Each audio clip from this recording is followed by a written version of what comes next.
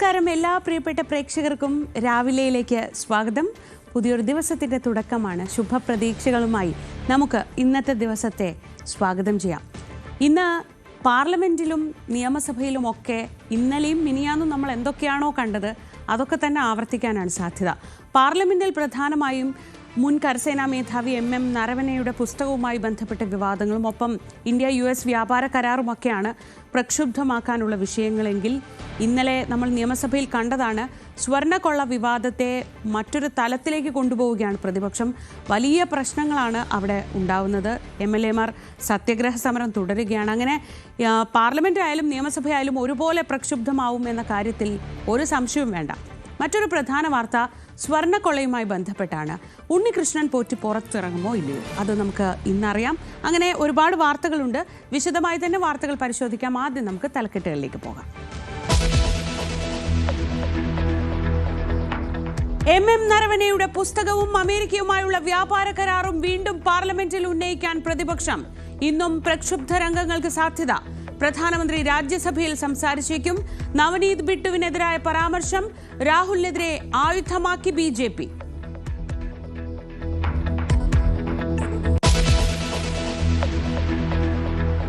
ശബരിമല സ്വർണ്ണക്കൊള്ളയിൽ നിയമസഭയിൽ പ്രതിഷേധം കടുപ്പിക്കാൻ പ്രതിപക്ഷം.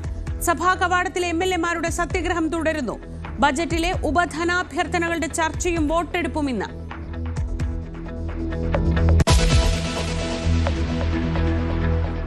ഉണ്ണികൃഷ്ണൻ പോറ്റി പുറത്തിറങ്ങുമോ? ശബരിമല സ്വർണ്ണക്കൊള്ളക്കേസിലെ ഒന്നാം പ്രതിയുടെ ജാമ്യാപേക്ഷയിൽ വിധി ഇന്ന്. വിധി പറയുന്നത് കൊല്ലം വിജിലൻസ് കോടതി പുറത്തിറങ്ങിയാൽ ചോദ്യം ചെയ്യാൻ ED-യും.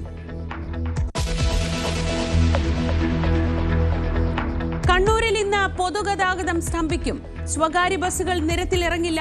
നടാലിൽ ദേശീയപാതയ്ക്ക് അടിപ്പാത നിർമ്മിക്കാത്തതിൽ പ്രതിഷേധം. പണിമുടക്കിന് ആഹ്വാനം നൽകിയത് ബസ് ഓപ്പറേറ്റേഴ്സ് കോർഡിനേഷൻ കമ്മിറ്റി.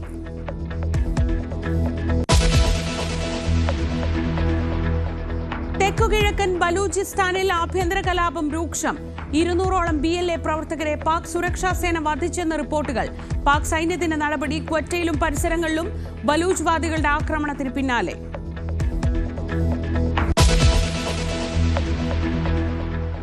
ഇന്ത്യ-US വ്യാപാര കരാറിൽ പ്രതികരണവുമായി റഷ്യ. എണ്ണ വാങ്ങുന്നതിൽ നിന്ന് ഇന്ത്യ പിൻവാങ്ങിയെന്ന് വിശ്വസിക്കുന്നില്ല. വൈറ്റ് ഹൌസ് പ്രസ് സെക്രട്ടറിയുടെ പ്രസ്താവനയ്ക്ക് പിന്നാലെ പ്രതികരണം.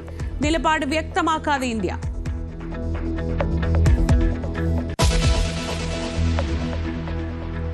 ആദ്യം നമ്മൾ പോകുന്നത് പാർലമെന്റിലേക്കാണ്. കരസേന മുൻ മേധാവി ജനറൽ M നരവനെയുടെ പുസ്തകത്തിലെ വെളിപ്പെടുത്തലിലും വ്യാപാര കരാറിലും ഇന്നും ലോക്സഭാ നടപടികൾ പ്രക്ഷുബ്ധമാകും. പ്രതിപക്ഷ പ്രതിഷേധത്തെ തുടർന്ന് നന്ദി പ്രമേയ ചർച്ചയ്ക്ക് പ്രധാനമന്ത്രി മറുപടി പറയുന്നതിന് മുൻപ് തന്നെ ഇന്നലെ ലോക്സഭ പിരിയുകയായിരുന്നു. രാജ്യസഭയിൽ നന്ദി പ്രമേയ ചർച്ചയ്ക്ക് പ്രധാനമന്ത്രിയുടെ മറുപടി ഇന്ന് നിശ്ചയിച്ചിട്ടുണ്ട്. സസ്പെൻഷനിലായ 8 MP-മാർ പാർലമെന്റ് കവാടത്തിൽ ധർണ തുടരും. അതേസമയം കേന്ദ്രമന്ത്രി നവനീത് ബിട്ടുവിനെതിരായ രാഹുൽ ഗാന്ധിയുടെ ചതിയൻ പ്രയോഗം BJP ആയുധമാക്കുകയാണ്. രാകേഷ് വിവരങ്ങളുമായി. Rakesh, good morning. ഇത് രണ്ടായി തന്നെ തിരിക്കാം. നമുക്ക് ആദ്യം പാർലമെന്റിലേക്ക് വന്നാൽ ഇന്നലെ പ്രധാനമന്ത്രിയുടെ മറുപടി പ്രസംഗം ഉണ്ടാകുമെന്ന് കരുതിയതാണ്. പക്ഷേ പ്രധാനമന്ത്രി ഇന്ന് പാർലമെന്റിലേക്ക് വരില്ല എന്നാണ് തോന്നുന്നത് എന്നായിരുന്നു രാഹുൽ ഗാന്ധിയുടെ പരാമർശം. സമാനമായ രീതിയിൽ തന്നെ കാര്യങ്ങൾ സംഭവിച്ചു. ഇന്നിപ്പോൾ രാജ്യസഭയിൽ മറുപടി ഉണ്ടാവുമോ?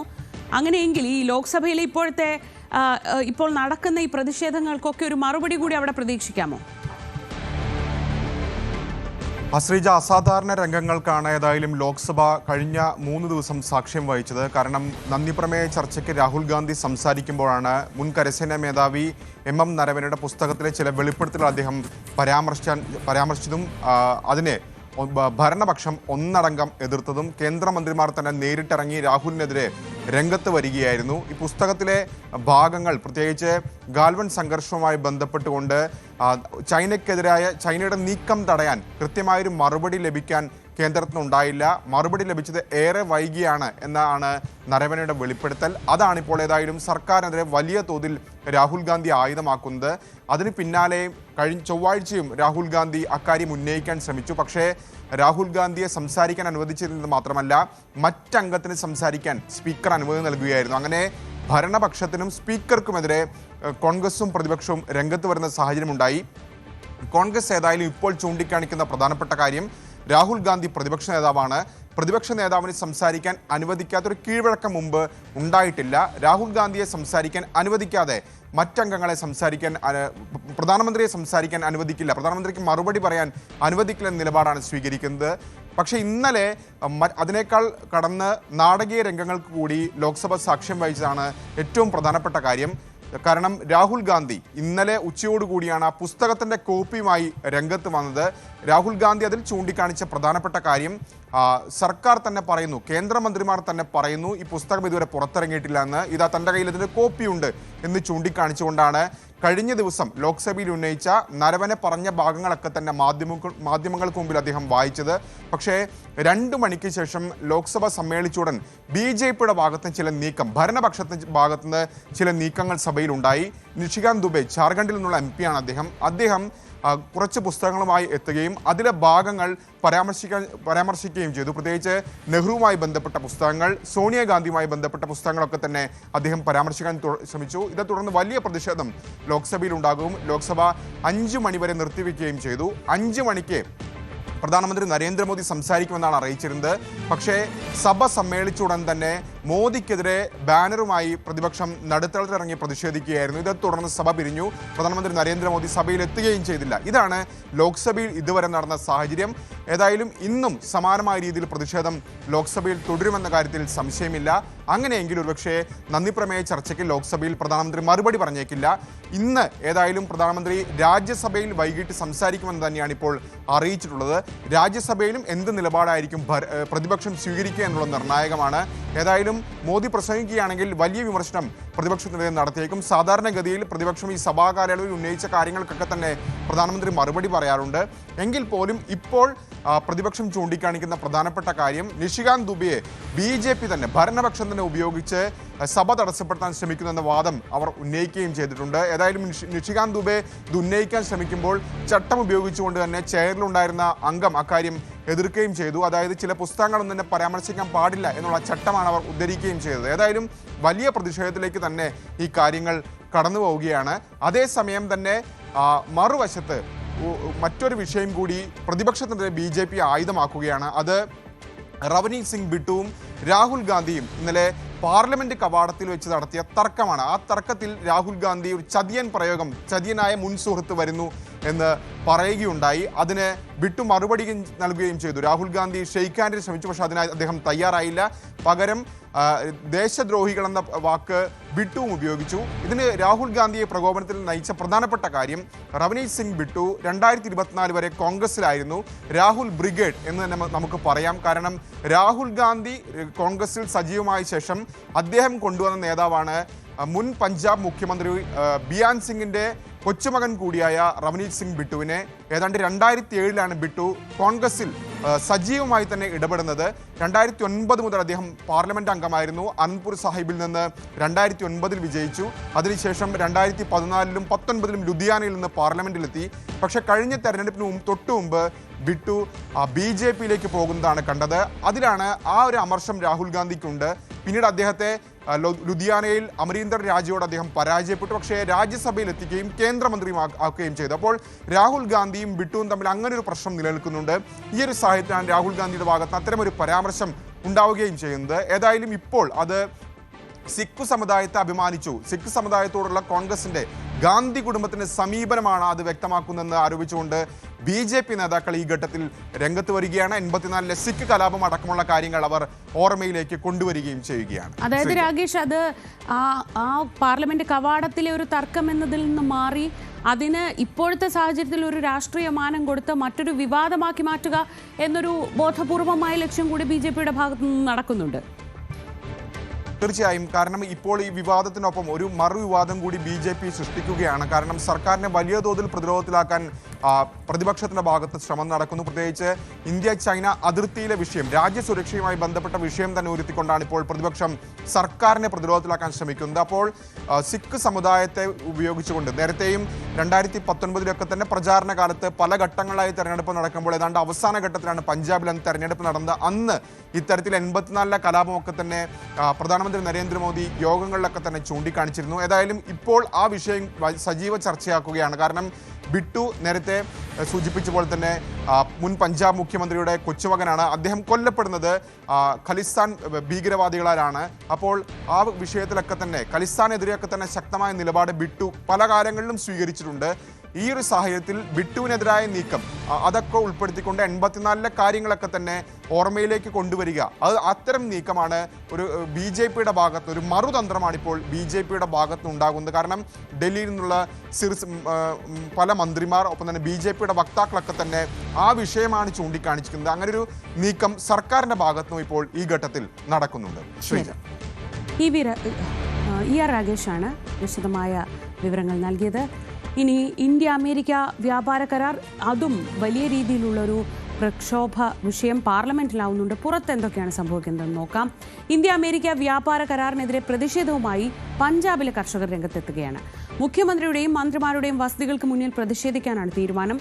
US കാർഷികോൽപ്പന്നങ്ങൾ ഇനി ഇന്ത്യൻ വിപണിയിൽ നികുതിയില്ലാതെ വിൽക്കും എന്ന അമേരിക്കൻ പ്രഖ്യാപനത്തിലാണ് പ്രതിഷേധം. രാകേഷ്, ഈ വിഷയവും അതെ, കഴിഞ്ഞ ദിവസം ഈ കരാറിന്റെ വിശദാംശങ്ങളൊക്കെ പുറത്തുവിടുമ്പോൾ ഇന്ത്യൻ കർഷകരുടെ അല്ലെങ്കിൽ രാജ്യത്തിന്റെ താല്പര്യം സംരക്ഷിക്കുന്നതാണ്, കുറച്ചേറെ മേഖലകളിൽ ഇന്ത്യക്കാണ് കൂടുതൽ മെച്ചമുള്ളത് എന്നൊക്കെ പറയുമ്പോഴും കർഷകരുടെ ഇത്തരത്തിലുള്ള ആശങ്കകൾ ദൂരീകരിക്കാൻ സർക്കാരിന് കഴിഞ്ഞിട്ടുണ്ടോ? കേന്ദ്രം ഇക്കാര്യത്തിൽ അങ്ങനെ ഇപ്പോൾ 2 തവണ വാണിജ്യമന്ത്രി ഇക്കാര്യത്തിൽ വിശദീകരണം നടത്തിയെങ്കിലും എന്തൊക്കെയാണ് ഈ ഡീലിന്റെ വിശദാംശങ്ങൾ എന്ന് പുറത്തു വരാത്തൊരു സാഹചര്യത്തിൽ ഇവരുടെ ആശങ്കയ്ക്ക് അടിസ്ഥാനമില്ലേ? അതെ ശ്രീജ, 2 തവണ വാണിജ്യമന്ത്രി വിശദീകരണം നടത്തി. പക്ഷേ ഈ കരാറിന്റെ ഉള്ളടക്കം എന്താണെന്ന് വിശദീകരിക്കാൻ അദ്ദേഹം തയ്യാറായിട്ടില്ല. അദ്ദേഹം രാജ്യ താല്പര്യം സംരക്ഷിക്കുമെന്ന് ആവർത്തിച്ച് പറയുന്നുണ്ട്. സഭയിലടക്കം അദ്ദേഹം പ്രസ്താവന നടത്തുകയും ചെയ്തതാണ്. പക്ഷേ കർഷകർക്ക് അത് മാത്രം പോരാ, എന്താണ് വിശദാംശങ്ങളെന്ന് വ്യക്തമാക്കണമെന്ന് അവർ ആഗ്രഹിക്കുകയും ചെയ്യുന്നുണ്ട്. കാരണം ഇതിൻ്റെ ചരിത്രത്തിലേക്ക് പോവുകയാണെങ്കിൽ 2025 പ്രധാനമന്ത്രി നരേന്ദ്രമോദിയുടെ US സന്ദർശന ഘട്ടത്തിലാണ് ഇത്തരത്തിൽ വാണിജ്യ കരാർ എന്ന നിലയിലേക്കുള്ള ആ ഒരു ആശയത്തിലേക്ക് കടക്കുന്നത്. പിന്നീട് ആ ചർച്ച മുന്നോട്ട് പോയി. അതിന് വിലങ്ങുതടിയായി നിന്നത് ഇത്തരത്തിൽ കാർഷിക മേഖല തുറന്നു നൽകണമെന്ന US ആവശ്യമായിരുന്നു. അതിനോട് ഇന്ത്യ യോജിച്ചിരുന്നില്ല. ഇന്ത്യ അന്ന് ചൂണ്ടിക്കാണിച്ചിരുന്ന അല്ലെങ്കിൽ US നൽകിയിരുന്ന മറുപടി രാജ്യ താല്പര്യം സംരക്ഷിച്ച് ഒന്നിനുമില്ല എന്നൊരു നിലപാടാണ് സ്വീകരിച്ചിരുന്നത്. കാരണം അന്ന് അത് പറയാൻ പല കാരണങ്ങളുണ്ട്, രാഷ്ട്രീയ കാരണങ്ങൾ പോലുമുണ്ട്. കാരണം കേന്ദ്ര സർക്കാരിനെ ഏറെ വലച്ചതാണ് പഞ്ചാബിൽ നിന്നുള്ള കർഷകരുടെ പ്രതിഷേധം. ആ പ്രതിഷേധം നമ്മൾ കണ്ടതാണ്. ഏതാണ്ട് ദേശീയ പാതകളൊക്കെ തന്നെ തടഞ്ഞുകൊണ്ടുള്ള പ്രതിഷേധം വലിയ ചർച്ചയായതാണ് രാജ്യത്താകമാനം. ഏതായാലും അത്തരമൊരു സാഹചര്യം ഉള്ളതുകൊണ്ട് തന്നെ ആ ഒരു നീക്കത്തിലേക്ക് കടന്നിരുന്നില്ല. പിന്നീട് 1 വർഷത്തിന് ശേഷം ഇപ്പോൾ കരാർ യാഥാർത്ഥ്യമാകുമ്പോൾ അമേരിക്കയുടെ ഭാഗത്തു നിന്നാണ് കാർഷിക വിപണി തുറന്നു നൽകുന്നു എന്ന പ്രഖ്യാപനം വരുന്നത്. അത് ആദ്യം ഡൊണാൾഡ് ട്രംപ് പ്രഖ്യാപിക്കുന്നു. പിന്നീട് US അഗ്രികൾച്ചർ സെക്രട്ടറിയും സമാനമായ രീതിയിലുള്ള പ്രതികരണം നടത്തുന്നു. ഇതാണ് കർഷകരെ ആശങ്കപ്പെടുത്തുന്ന ഏറ്റവും പ്രധാനപ്പെട്ട കാര്യം. ഈ സാഹചര്യത്തിലാണ് ഇപ്പോൾ പഞ്ചാബിലെ കർഷകർ വലിയ തോതിലുള്ള സമര പരിപാടിയിലേക്ക് കടക്കുന്നത്. ഇന്ന് മുഖ്യമന്ത്രിയുടെ വസതിക്ക് മുന്നിലാണ് പ്രതിഷേധം നടത്തുന്നത്. ഒപ്പം MLA മാർ, മന്ത്രിമാർ തുടങ്ങിയവരുടെ വസതിക്ക് മുന്നിലും പ്രതിഷേധിക്കുമെന്ന് അവർ അറിയിക്കുകയും ചെയ്തിട്ടുണ്ട്. നേരത്തെ യൂറോപ്യൻ യൂണിയനുമായുള്ള കരാറിലും ആപ്പിളുകൾക്ക് താരിഫ് കുറച്ചുകൊണ്ടുള്ള തീരുമാനമുണ്ടായിരുന്നു. ഇതിൽ വലിയ പ്രതിഷേധം ഉത്തരേന്ത്യയിലെ കർഷകരുടെ ഭാഗത്തു നിന്നുണ്ടാകുന്നുണ്ട്. പ്രത്യേകിച്ച് ഹിമാചൽ പ്രദേശിലടക്കം അവരുടെ ഉപജീവനത്തിൻ്റെ ഏതാണ്ട് 80% എന്ന് പറയുന്നത് ആപ്പിൾ കൃഷിയാണ്. അപ്പോൾ സ്വാഭാവികമായും യൂറോപ്യൻ യൂണിയനിൽ നിന്ന് ആപ്പിൾ അടക്കം താരിഫ് കുറച്ച് നൽകുമ്പോൾ അത് തങ്ങളെ ബാധിക്കും എന്ന ആശങ്ക അവർക്കുണ്ട്. ഈ ഒരു സാഹചര്യത്തിൽ നിലനിൽക്കുമ്പോഴാണ് US-ഉമായുള്ള കരാർ കൂടി നിലവിൽ വന്നിരിക്കുന്നത്. ഈ സാഹചര്യത്തിൽ പ്രതിഷേധം കർഷകർ കടുപ്പിക്കാനുള്ള തീരുമാനത്തിലേക്ക് കടക്കുകയാണ്. ഏതായാലും പ്രതിപക്ഷം കൂടി ഇപ്പോൾ ഈ വിഷയം ഏറ്റെടുക്കുന്നു. നരവനെ വിഷയം തന്നെയാണ് മുഖ്യ വിഷയമായി പറയുമ്പോൾ പോലും ഇന്ത്യ അമേരിക്കൻ കരാറിൻ്റെ ഉള്ളടക്കം അത് വ്യക്തമാക്കണം എന്ന ആവശ്യം അവർ ആവർത്തിക്കുന്നുണ്ട്. പ്രത്യേകിച്ച് ഇന്നലെ വാണിജ്യമന്ത്രി പ്രസ്താവന നടത്തിയെങ്കിൽ പോലും വലിയ ബഹളം അവിടെ സഭയിൽ കാണാമായിരുന്നു. അദ്ദേഹം ആകട്ടെ അതിൻ്റെ വിശദാംശങ്ങളിലേക്ക് കടക്കുകയും ചെയ്തിട്ടില്ല. ഈ സാഹചര്യത്തിൽ സഭ സമ്മേളിക്കുന്ന ഘട്ടത്തിൽ ഒരു കരാറിൽ ഒപ്പിടുമ്പോൾ അതറിയാൻ സഭയ്ക്ക് അവകാശമുണ്ട് എന്ന് ആവർത്തിക്കുകയാണ് ഈ ഘട്ടത്തിൽ പ്രതിപക്ഷവും ചെയ്യുന്നത്. ER രാഗേഷാണ് വിവരങ്ങൾ നൽകിയത്. ഇനി റഷ്യയുടെ ഭാഗത്തു നിന്ന് പ്രതികരണങ്ങൾ വരുന്നുണ്ട്. പ്രത്യേകിച്ച് റഷ്യൻ എണ്ണ വാങ്ങില്ല എന്ന് ഇന്ത്യ അംഗീകരിച്ചു എന്നതാണ് അമേരിക്ക അവകാശപ്പെടുന്നത്. ഇക്കാര്യത്തിൽ എന്താണ് റഷ്യ പറയുന്നത്? റഷ്യൻ എണ്ണ വാങ്ങുന്നതിൽ നിന്ന് ഇന്ത്യ പിൻവാങ്ങിയെന്ന് വിശ്വസിക്കാൻ കാരണങ്ങളൊന്നും കാണുന്നില്ലെന്ന് റഷ്യൻ വിദേശകാര്യമന്ത്രി. റഷ്യൻ എണ്ണ വാങ്ങുന്നത് നിർത്തുമെന്ന് ഇന്ത്യ സമ്മതിച്ചതായി White House press secretary Karoline Leavitt പ്രതികരിച്ചതിന് പിന്നാലെയാണ് റഷ്യൻ വിദേശകാര്യമന്ത്രി ഇക്കാര്യം വ്യക്തമാക്കിയത്. ഇക്കാര്യത്തിൽ ഇന്ത്യ ഇതുവരെ പരസ്യമായി ഒരു നിലപാട് പറഞ്ഞിട്ടില്ല. റഷ്യൻ പ്രസിഡന്റ് വ്ളാഡിമിർ പുടിൻ ഈ വർഷം ചൈന സന്ദർശിക്കും. ഈ വർഷം പകുതിയോടെ പുടിൻ ഷീ ജിൻപിങ് കൂടിക്കാഴ്ച ഉണ്ടാവും. വ്ളാഡിമിർ പുടിനും ഷീ ജിൻപിങ്ങും ഫോൺ കോളിൽ അമേരിക്കയുമായുള്ള ബന്ധത്തെക്കുറിച്ചും ട്രംപ് രൂപം നൽകിയ ബോർഡ് ഓഫ് പീസിനെ കുറിച്ചും സംസാരിച്ചു.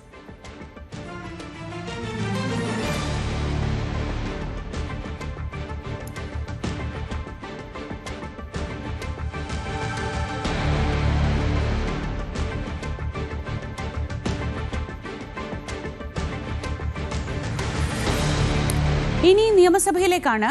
ശബരിമല സ്വർണ്ണക്കൊള്ള വിഷയത്തിൽ നിയമസഭയിൽ ഇന്നും പ്രതിപക്ഷ പ്രതിഷേധമുണ്ടാവും. സഭാ കവാടത്തിൽ പ്രതിപക്ഷ എംഎൽഎമാരുടെ സത്യഗ്രഹം തുടരുകയാണ്. സംസ്ഥാനത്തെ എയ്ഡഡ് സ്കൂളുകളിലെ ഭിന്നശേഷി നിയമനവുമായി ബന്ധപ്പെട്ട് ചട്ടം 300 പ്രകാരം വിദ്യാഭ്യാസ മന്ത്രി വി ശിവൻകുട്ടി ഇന്ന് പ്രത്യേക പ്രസ്താവന നടത്തും. ബജറ്റിലെ ഉപധനാഭ്യർത്ഥനകളുടെ ചർച്ചയും വോട്ടെടുപ്പും ഇന്നുണ്ടാവും. കഴിഞ്ഞ ദിവസങ്ങളിൽ നമ്മൾ കണ്ടതാണ്, സഭയിലുണ്ടായ സംഘർഷങ്ങളൊക്കെ കണ്ടതാണ്. പക്ഷേ ഇന്നലത്തെ ദിവസം ആ മിനിയാന്നുണ്ടായ പ്രതിഷേധങ്ങളിൽ സ്പീക്കറുടെ ഡയസിലേക്ക് അടക്കം ചാടിക്കയറുന്ന തരത്തിലുള്ള പ്രശ്നങ്ങളൊക്കെ ഉണ്ടായെങ്കിലും അതിലൊരു നടപടി ആവശ്യപ്പെടേണ്ട എന്ന നിലപാടിലാണ് സർക്കാർ ഉണ്ടായിരുന്നത്. ഇന്നലെ നമ്മൾ സഭയിൽ കണ്ടത് പ്രതിപക്ഷത്തെ ആക്രമിക്കുന്ന ഭരണപക്ഷത്തെയാണ് കണ്ടത്. സാധാരണ പ്രതിപക്ഷ നേതാക്കളാണ് പോസ്റ്ററും പ്ലക്കാർഡും ബാനറും ഒക്കെയായി സഭയിലേക്ക് വരുന്നതെങ്കിൽ ഇന്നലെ ഭരണപക്ഷ എംഎൽഎമാരുടെ മുഴുവൻ കയ്യിൽ സോണിയാഗാന്ധിയും ഉണ്ണികൃഷ്ണൻ പോറ്റിയും ചേർന്നുള്ള ഒരു പടം പ്രിന്റ് ചെയ്ത പോസ്റ്റേഴ്സ് ആയിരുന്നു എല്ലാവരുടെയും കയ്യിലുണ്ടായിരുന്നത്. അതുയർത്തി ഭരണപക്ഷത്തു നിന്നാണ് ഇന്നലെ എംഎൽഎമാരുടെ ഭാഗത്തു നിന്ന് വലിയ പ്രതിഷേധമുണ്ടായിരുന്നത്. ഇന്ന് സഭയിൽ എന്താണ് ഉണ്ടാവുക എന്നതാണ് നമുക്ക് അറിയേണ്ടത്.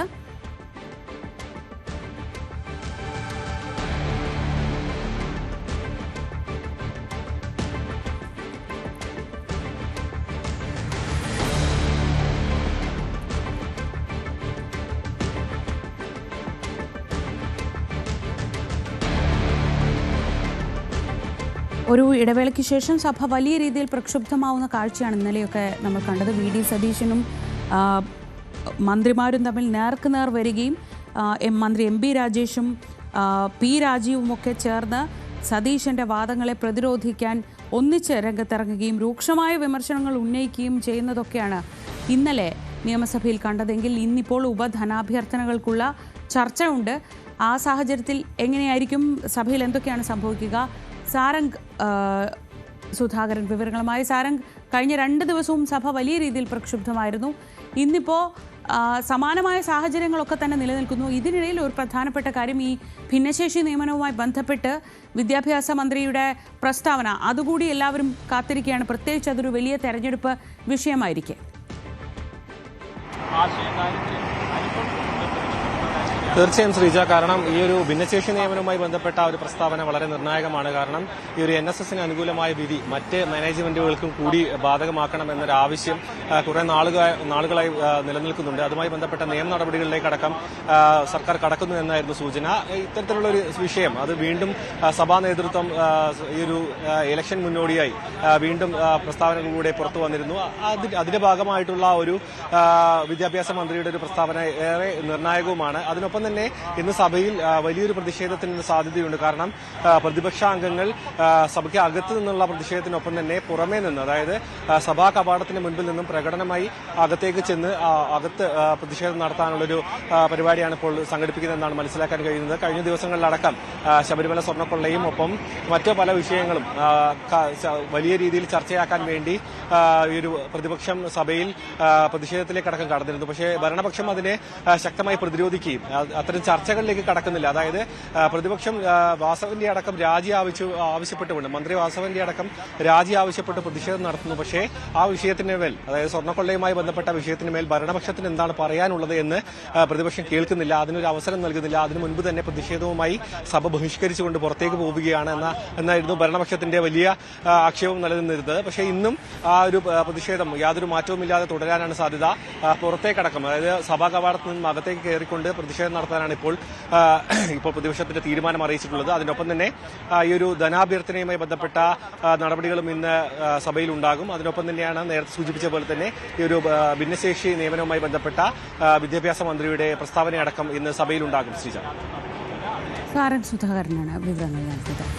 ശബരിമല സ്വർണ്ണക്കൊള്ളക്കേസിലെ മുഖ്യപ്രതി ഉണ്ണികൃഷ്ണൻ പോറ്റിയുടെ ജാമ്യാപേക്ഷയിൽ ഇന്ന് വിധിയുണ്ടാവും. കട്ടിളപ്പാളി കേസിലെ ജാമ്യ ഹർജിയിലാണ് കൊല്ലം വിജിലൻസ് കോടതി വിധി പറയുന്നത്. ജാമ്യം ലഭിച്ചാൽ മുരാരി ബാബു, ശ്രീകുമാർ, സുധീഷ് എന്നിവർക്ക് പുറമെ പോറ്റി കൂടി പുറത്തിറങ്ങും. അത് കഴിഞ്ഞാൽ ED ആണ് പുറത്ത് കാത്തിരിക്കുന്നത്. സ്വാഭാവികമായും EDയുടെ ചോദ്യം ചെയ്യലുമുണ്ടാവും. നേരത്തെ ദ്വാരപാലക കേസിൽ ഉണ്ണികൃഷ്ണൻ പോറ്റിക്ക് ജാമ്യം ലഭിച്ചിരുന്നു. ഇനിയിപ്പോൾ ഈ കട്ടിളപ്പാളി കേസിൽ കൂടി 90 ദിവസത്തെ ജയിൽവാസം പൂർത്തിയാവുന്ന സാഹചര്യത്തിൽ സ്വാഭാവിക ജാമ്യം തേടിയാണ് കോടതിയെ സമീപിച്ചത്. ആ ജാമ്യം ഇന്ന് ഉണ്ടാകുമോ എന്നതാണ് അറിയേണ്ടത്. ED ഇപ്പോൾ നിലവിൽ പുറത്തിറങ്ങിയ ആളുകളെ ED ചോദ്യം ചെയ്യുന്നുണ്ട്. സ്വാഭാവികമായി ഈ കേസിലെ ഏറ്റവും പ്രധാനപ്പെട്ട കണ്ണി എന്ന നിലയ്ക്ക് ഉണ്ണികൃഷ്ണൻ പോറ്റിയിൽ നിന്ന് തന്നെയാണ് EDക്കും കൂടുതൽ വിവരങ്ങൾ അറിയാനുള്ളത്.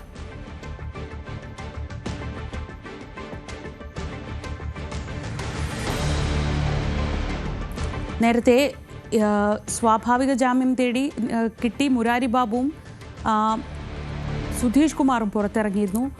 അതിനു പുറമെ ശ്രീകുമാർ കൂടി ഈ കേസിൽ പുറത്തിറങ്ങിയിട്ടുണ്ട്. ഇവർക്ക് പുറമെ പോറ്റി കൂടി പുറത്തിറങ്ങുമ്പോൾ ഈ കേസിൽ ഇന്നലെ ഹൈക്കോടതിയിലെത്തിയപ്പോൾ ഈ സ്വാഭാവിക ജാമ്യം ലഭിക്കുന്നത് അല്ലെങ്കിൽ കുറ്റപത്രം നൽകാൻ വൈകുന്നതൊക്കെ കോടതിയോട് ഒരാശങ്കയായി ഉന്നയിച്ചപ്പോൾ കോടതി പറഞ്ഞത് അക്കാര്യത്തിൽ ആശങ്ക വേണ്ട, ഇങ്ങനെ ഒരു കേസാവുമ്പോൾ സ്വാഭാവികമായും അതിൻ്റേതായ കാലതാമസം ഉണ്ടാകുമെന്നൊരു നിലപാടാണ് കോടതി കൈക്കൊണ്ടത്.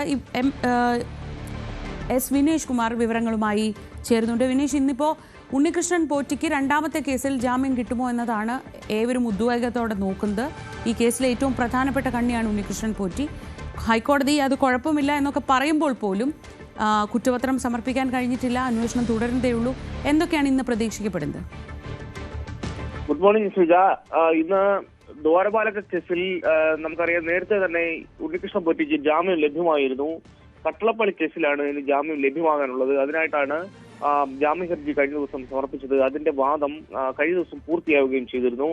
ഇന്ന് വിധി പറയാനായിട്ട് കോടതി മാറ്റിയിട്ടുണ്ട്. എന്തായാലും സ്വാഭാവിക ജാമ്യം ഇന്ന് ലഭ്യമാകാൻ തന്നെയാണ് സാധ്യത. കാരണം മറ്റു പ്രതികൾക്ക് സ്വാഭാവിക ജാമ്യം ലഭ്യമായത് ചൂണ്ടിക്കാട്ടിയായിരുന്നു ജാമ്യ ഹർജി സമർപ്പിച്ചത്. 90 ദിവസം പിന്നിട്ടപ്പോൾ സ്വാഭാവിക ജാമ്യം ലഭ്യമാകേണ്ടത് അവകാശമാണ് എന്നുള്ളത് കൂട്ടുചെയ്ത് തന്നെയാണ് കോടതിയിൽ പ്രതിഭാഗം വാദിക്കുകയും ചെയ്തത്. നമുക്കറിയാം, ഈ കേസിൽ ഇതോടുകൂടി ഉണ്ണികൃഷ്ണൻ പോറ്റി പുറത്തിറങ്ങുകയാണെങ്കിൽ ഇതോടുകൂടി 4 പ്രതികളാണ് ജാമ്യം ലഭ്യമായി പുറത്തിറങ്ങിയിരിക്കുന്നത്. അഡ്മിനിസ്ട്രേറ്റീവ് ഓഫീസറായിരുന്ന മുരാരി ബാബു, ശ്രീകുമാർ, പിന്നെ സുധീഷ് കുമാർ, അങ്ങനെ 3 പേരാണ് ജാമ്യം ലഭ്യമായി പുറത്തിറങ്ങിയത്. സുധീഷ് കുമാറിന് അറിയാം 43 ദിവസമാണ് ജാമ്യം ലഭ്യമായത്. അപ്പം എന്തായാലും സൂചിപ്പിച്ചതുപോലെ ഹൈക്കോടതിയിൽ നിന്നും ആദ്യം രൂക്ഷമായ വിമർശനങ്ങളൊക്കെ ഉണ്ടായിരുന്നുവെങ്കിലും കഴിഞ്ഞ ദിവസം SIT അനുകൂലിച്ചുള്ള നിലപാടുകളൊക്കെ ഉണ്ടായിരുന്നു. എന്തായാലും ഇങ്ങനെ പോവുകയാണെങ്കിൽ ഈ കുറ്റപത്രം സമർപ്പിക്കുന്നതിന് ഉള്ള ഈ മെല്ലപ്പോക്ക് സമീപനം വീണ്ടും തുടരുകയാണെങ്കിൽ എല്ലാ പ്രതികൾക്കും ജാമ്യം ലഭ്യമായി പുറത്തിറങ്ങാനുള്ള സാധ്യത തന്നെയാണ് കാണുന്നത്.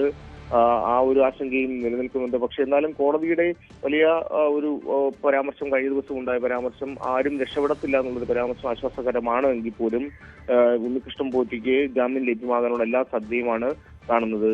ശ്രീജ, വിവരങ്ങൾ നൽകിയത്. കണ്ണൂർ ജില്ലയിലെ ആളുകളുടെ പ്രത്യേക ശ്രദ്ധയ്ക്കാണ്. ഇന്ന് കണ്ണൂർ ജില്ലയിൽ പൊതുഗതാഗതം സ്തംഭിക്കാനാണ് സാധ്യത. സ്വകാര്യ ബസ്സുകളെ കാര്യമായി ആശ്രയിക്കുന്ന സ്ഥലമെന്ന നിലയ്ക്ക് കണ്ണൂർ ജില്ലയിൽ നിന്ന് സ്വകാര്യ ബസ്സുകൾ പണിമുടക്കുമ്പോൾ അത് ജനജീവിതത്തെ ബാധിക്കും. ദേശീയപാത വികസനത്തിന്റെ ഭാഗമായി നടാൽ OKUP സ്കൂളിന് സമീപം അടിപ്പാത നിർമ്മിക്കുമെന്നൊരു ഉറപ്പ് ദേശീയപാത അതോറിറ്റി നൽകിയിരുന്നു. ഈ ഉറപ്പ് പാലിക്കാത്തതിൽ പ്രതിഷേധിച്ചാണ് സമരം. ബസ് ഓപ്പറേറ്റേഴ്സ് കോർഡിനേഷൻ കമ്മിറ്റിയുടെ നേതൃത്വത്തിലാണ് പണിമുടക്ക് പ്രഖ്യാപിച്ചിരിക്കുന്നത്. ജില്ലയിലെ സ്വകാര്യ ബസ്സുകൾ പൂർണ്ണമായും സർവീസ് നിർത്തിവെക്കുന്നതോടെ പൊതുഗതാഗതത്തെ ആശ്രയിക്കുന്ന വിദ്യാർത്ഥികളും തൊഴിലാളികളും ഉൾപ്പെടെ 10,000-കണക്കിന് യാത്രക്കാർ ദുരിതത്തിലാകും. ജില്ലയിലെ സ്വകാര്യ ബസ്സുകൾ പൂർണ്ണമായും പണിമുടക്കിൽ പങ്കെടുക്കുമെന്ന് ബസ് ഓപ്പറേറ്റേഴ്സ് കോർഡിനേഷൻ കമ്മിറ്റി ജില്ലാ ജനറൽ കൺവീനർ രാജ്കുമാർ കരുവാരത്ത് പറഞ്ഞു.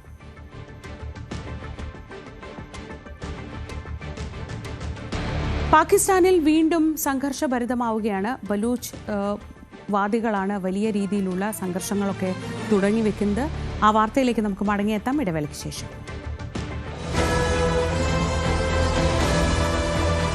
പാകിസ്ഥാനിൽ 200ഓളം വിഘടനവാദികളെ പാകിസ്ഥാൻ സുരക്ഷാ സേന വധിച്ചതായി റിപ്പോർട്ടുകൾ. ക്വറ്റ അടക്കമുള്ള പ്രദേശങ്ങളിൽ ബലൂച്ച് വാദികൾ ആക്രമണം നടത്തിയതിനു പിന്നാലെയാണ് പാക് സൈന്യത്തിന്റെ കടുത്ത നടപടി. ആണവ കരാറുമായി ബന്ധപ്പെട്ട് അമേരിക്കയും ഇറാനും തമ്മിലുള്ള ചർച്ചകൾ നാളെ ഒമാനിൽ നടക്കും. അറബ് രാജ്യങ്ങളെ ചർച്ചയുടെ ഭാഗമാക്കണോ എന്നതിൽ ഇന്ന് തീരുമാനമുണ്ടാവും. യുറേനിയത്തിന്റെ സമ്പുഷ്ടീകരണം കുറയ്ക്കാൻ ഇറാൻ തയ്യാറായേക്കും. എന്നാൽ സമ്പുഷ്ടീകരിച്ച യുറേനിയം വിദേശത്തേക്ക് മാറ്റില്ലെന്നാണ് ഇറാന്റെ ഇപ്പോഴത്തെ നിലപാട്. മലപ്പുറം വെട്ടിച്ചിറയിൽ ടോൾ പിരിവാണ് കുറച്ചു ദിവസമായി പ്രധാനപ്പെട്ട ചർച്ചാ വിഷയം. ഇവിടുത്തെ അശാസ്ത്രീയമായ ടോൾ പിരിവിനെതിരെ പ്രമേയം പാസാക്കി കുറ്റിപ്പുറം ബ്ലോക്ക് പഞ്ചായത്ത്. ടോൾ പ്ലാസയുമായി ബന്ധപ്പെട്ട എല്ലാ അപാകതകളും ചൂണ്ടിക്കാട്ടി മുഖ്യമന്ത്രി മുതൽ കേന്ദ്രമന്ത്രി വരെയുള്ളവർക്ക് ബ്ലോക്ക് പഞ്ചായത്ത് നിവേദനം സമർപ്പിക്കാൻ തീരുമാനിച്ചു. ബ്ലോക്ക് പരിധിയിലെ മുഴുവൻ പ്രദേശവാസികൾക്കും സൗജന്യ യാത്ര അനുവദിക്കണമെന്നാണ് ഭരണസമിതിയുടെ ആവശ്യം. വെട്ടിച്ചിറ ടോൾ പ്ലാസയുമായി ബന്ധപ്പെട്ട അപാകതകൾ ചർച്ച ചെയ്യുന്നതിനാണ് കുറ്റിപ്പുറം ബ്ലോക്ക് പഞ്ചായത്ത് ഭരണസമിതിയുടെ അടിയന്തര യോഗം ചേർന്നത്. ദേശീയപാത 66മായി ബന്ധപ്പെട്ട മുഴുവൻ ജോലികളും പൂർത്തിയാകാതെ ടോൾ പിരിവ് ആരംഭിച്ചതിനെതിരെ കുറ്റിപ്പുറം ബ്ലോക്ക് പഞ്ചായത്ത് ഭരണസമിതി പ്രതിഷേധം രേഖപ്പെടുത്തി. പഞ്ചായത്ത് പരിധിയിൽപ്പെട്ട മുഴുവൻ പ്രദേശങ്ങളിലെയും ആളുകൾക്ക് സൗജന്യയാത്ര ഒരുക്കണമെന്ന് കുറ്റിപ്പുറം ബ്ലോക്ക് പഞ്ചായത്ത് അധികാരികളോട് ആവശ്യപ്പെടും. മുഖ്യമന്ത്രി, കേന്ദ്ര ഉപരിതല ഗതാഗത മന്ത്രി, മനുഷ്യാവകാശ കമ്മീഷൻ, സംസ്ഥാന പട്ടികജാതി കമ്മീഷൻ, NHAI, സംസ്ഥാന പൊതുമരാമത്ത് മന്ത്രി, ജില്ലാ കളക്ടർ അടക്കമുള്ളവർക്ക് നിവേദനം നൽകാനാണ് തീരുമാനം. കുറ്റിപ്പുറം ബ്ലോക്ക് പഞ്ചായത്തിന്റെ പരിധിയിൽ വരുന്ന പ്രദേശങ്ങൾ മുഴുവൻ സൗജന്യ യാത്ര അനുവദിക്കുന്ന രൂപത്തിൽ വാഹനങ്ങൾക്ക് കടന്നു പോകാനും വരാനുമുള്ള സൗകര്യം ഉണ്ടാക്കുന്നതിലേക്ക് ആവശ്യമായി ബന്ധപ്പെട്ട അധികാരികളെയും അതുപോലെ തന്നെ ബഹുമാനപ്പെട്ട മുഖ്യമന്ത്രിക്കും കേന്ദ്ര ഉപരിതല ഗതാഗത മന്ത്രിക്കും നിവേദനം നൽകാനും അടിയന്തര യോഗത്തിൽ തീരുമാനമായിട്ടുണ്ട്. എല്ലാ നിയമ സംവിധാനങ്ങളെയും വെല്ലുവിളിച്ചുകൊണ്ടാണ് ടോൾ പിരിവ് മുന്നോട്ട് പോകുന്നതെന്ന് ബ്ലോക്ക് പഞ്ചായത്ത് പ്രസിഡന്റ് അജയ്കുമാർ പറഞ്ഞു. വികസനത്തിന് എതിരല്ലെന്നും നിയമം പാലിക്കാതെ മുന്നോട്ട് പോകുന്ന സംവിധാനത്തെ എതിർക്കുമെന്നും അദ്ദേഹം വ്യക്തമാക്കി. കാര്യമായിട്ടുള്ള വർക്കുകൾ പൂർത്തിയാക്കാതെയാണ്, അല്ലെങ്കിൽ സർവീസ് റോഡിൻ്റെ പണി പൂർത്തിയാക്കാതെയാണ് ടോൾ പിരിവ് നടത്തുന്നത്. അതുമാത്രമല്ല, ഈ ഭാഗത്തുള്ള നിയമ സംവിധാനം എല്ലാം വെല്ലുവിളിച്ചുകൊണ്ടാണ് അവർ മുന്നോട്ട് പോകുന്നത്. അതുകൊണ്ട് ശക്തമായ പ്രതിഷേധം ഈ ഭരണസമിതിക്കും അതോടൊപ്പം തന്നെ ഇവിടുത്തെ ജനങ്ങൾക്കുമുണ്ട്. ജനങ്ങളെ കൂടെയാണ് ഈ സംവിധാനമുള്ളത്. വികസനത്തിന് ആരും എതിരല്ല. പക്ഷേ എല്ലാ നിയമ സംവിധാനം പാലിക്കാതെ മുന്നോട്ട് പോകുന്ന ഈ പ്രവൃത്തിയെ ശക്തമായി ഭരണസമിതി എതിർക്കുകയാണ്. ന്യൂസ് 18 തിരൂർ. കാറ്ററിംഗ് ജോലി കഴിഞ്ഞ് വീട്ടിലേക്ക് മടങ്ങിയ യുവാക്കൾ സഞ്ചരിച്ച വാഹനത്തിനു നേരെ ആക്രമണം. മുഖത്ത് ഗുരുതരമായി പരിക്കേറ്റ യുവാവ് കാരക്കോണം മെഡിക്കൽ കോളേജ് ആശുപത്രിയിൽ ചികിത്സയിൽ. രാത്രി 10 മണിയോടെ നെയ്യാറ്റിൻകര കുന്നത്തുകാൽ മാണിനാടിന് സമീപത്താണ് സംഭവം. അരുൺ മോഹൻ വിവരങ്ങളുമായി. അരുൺ, ഈ അക്രമത്തിന് പിന്നിൽ എന്തെങ്കിലും വൈരാഗ്യമോ എന്താണ് സംഭവിച്ചത്? നമുക്ക് ലഭിക്കുന്ന വിവരങ്ങൾ എന്താണ്? Sreeja, good morning. ഇന്നലെ രാത്രിയോടുകൂടിയായിരുന്നു ഒരു സംഭവം. ഇന്നലെ ഈ പറയുന്ന കുന്നത്തുകാലിന് സമീപത്തുള്ള ഒരു കല്യാണ മണ്ഡപത്തിൽ കാറ്ററിംഗ് ജോലി കഴിഞ്ഞ് പോവുകയായിരുന്ന 3-അംഗ സംഘം ബൈക്കിൽ യാത്ര ചെയ്യുകയായിരുന്നു. യാത്ര ചെയ്യുന്ന സമയത്ത് വഴിയിൽ വെച്ച് തടയാൻ ശ്രമിച്ച കൈ കാണിച്ച ഒരു സംഘം ആയിരുന്നു ഈ പറയുന്ന ആക്രമണം നടത്തിയെന്നാണ് മനസ്സിലാക്കാൻ കഴിയുന്നത്. ഇവർ 3 പേരും കൂടി യാത്ര ചെയ്യുന്ന സമയമായതിനാൽ വാഹനം കൈകാണിച്ചപ്പോൾ നിർത്തിയിരുന്നില്ല. ഒരുപക്ഷെ അത് പോലീസാണോ അല്ലെങ്കിൽ എക്സൈസ് ആണോ എന്നുള്ള കാര്യവും അത് നമുക്ക് സംശയമുണ്ട്. പക്ഷെ എന്തായാലും അവർ മഫ്തിയിലായിരുന്നു എന്നുള്ളതാണ് ഈ കുട്ടികൾ പറയുന്നത്. അതുകൊണ്ട് എന്തായാലും വാഹനം നിർത്തിയിരുന്നില്ല. നിർത്താതെ മുന്നോട്ട് പോകുന്ന സമയത്തായിരുന്നു കയ്യിൽ കരുതിയിരുന്ന എന്തോ ഒരു വസ്തു, ഇരുമ്പ് ദന്തു പോലെയുള്ള ഒരു വസ്തു വെച്ച് അടിക്കുന്ന സമയത്ത് വാഹനം ഓട്ടിച്ചിരുന്ന ഈ പറയുന്ന മുഖത്ത് പരിക്കേറ്റ മാണിനാട് സ്വദേശിയായ അഭിജിത്തിന്റെ സുഹൃത്തായിരുന്നു വണ്ടി ഓടിച്ചിരുന്നത്. ഒപ്പം അഭിജിത്തിന്റെ സഹോദരൻ അജിത്ത് കൂടെ ഉണ്ടായിരുന്നു. സുഹൃത്ത് ഒഴിഞ്ഞു മാറുന്ന സമയത്തായിരുന്നു പുറകിലിരുന്ന അഭിജിത്തിന്റെ മുഖത്തേക്ക് അടിയിട്ടുന്നത്. മുഖത്തും തലയ്ക്കും പരിക്കേറ്റു. തുടർന്ന് കാരക്കുളം മെഡിക്കൽ കോളേജ് ആശുപത്രിയിൽ പ്രവേശിപ്പിക്കുകയായിരുന്നു അദ്ദേഹത്തെ. ഇപ്പോൾ അവിടെ ചികിത്സയിലാണ്. എന്തായാലും ഇവർ പോലീസിനെ സമീപിക്കാൻ ഒരുങ്ങിയാണ്. എന്തായാലും രാവിലെ രക്ഷിതാക്കൾ സ്റ്റേഷനിലേക്ക് പോകാൻ ഒരുങ്ങുന്നു എന്നുള്ളതാണ് നമുക്ക് മനസ്സിലാക്കാൻ കഴിയുന്നത്.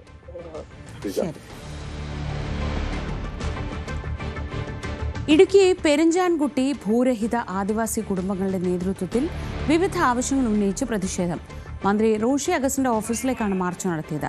സമരസമിതിയിൽപ്പെട്ട യോഗ്യരായ കുടുംബങ്ങൾക്ക് സർക്കാർ പ്രഖ്യാപിച്ച ഭൂമി പതിച്ചു നൽകാത്തതിൽ പ്രതിഷേധിച്ചാണ് സമരം ആരംഭിച്ചത്. ചെങ്ങറ ഭൂസമര നേതാവ് എസ് രാജീവ് പ്രതിഷേധം ഉദ്ഘാടനം ചെയ്തു.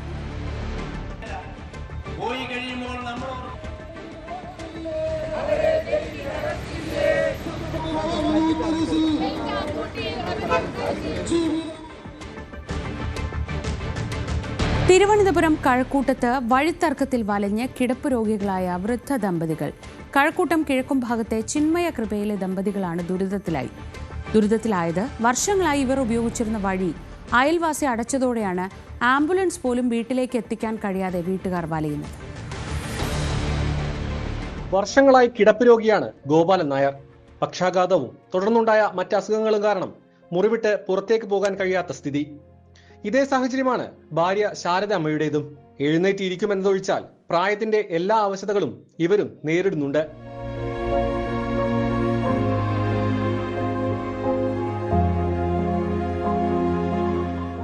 രോഗശയ്യയിലുള്ള ഇരുവരെയും ആശുപത്രിയിൽ എത്തിക്കുന്നത് ആംബുലൻസിലാണ്. വഴിത്തർക്കത്തെ തുടർന്ന് ഇപ്പോൾ ആംബുലൻസ് വീട്ടുമുറ്റത്തേക്ക് എത്തിക്കാൻ കഴിയില്ല. ഈ കാണുന്ന ഇടുങ്ങിയ വഴിയിലൂടെ വേണം ഇരുവരെയും സ്ട്രെച്ചറിൽ റോഡിലേക്ക് എത്തിക്കാൻ.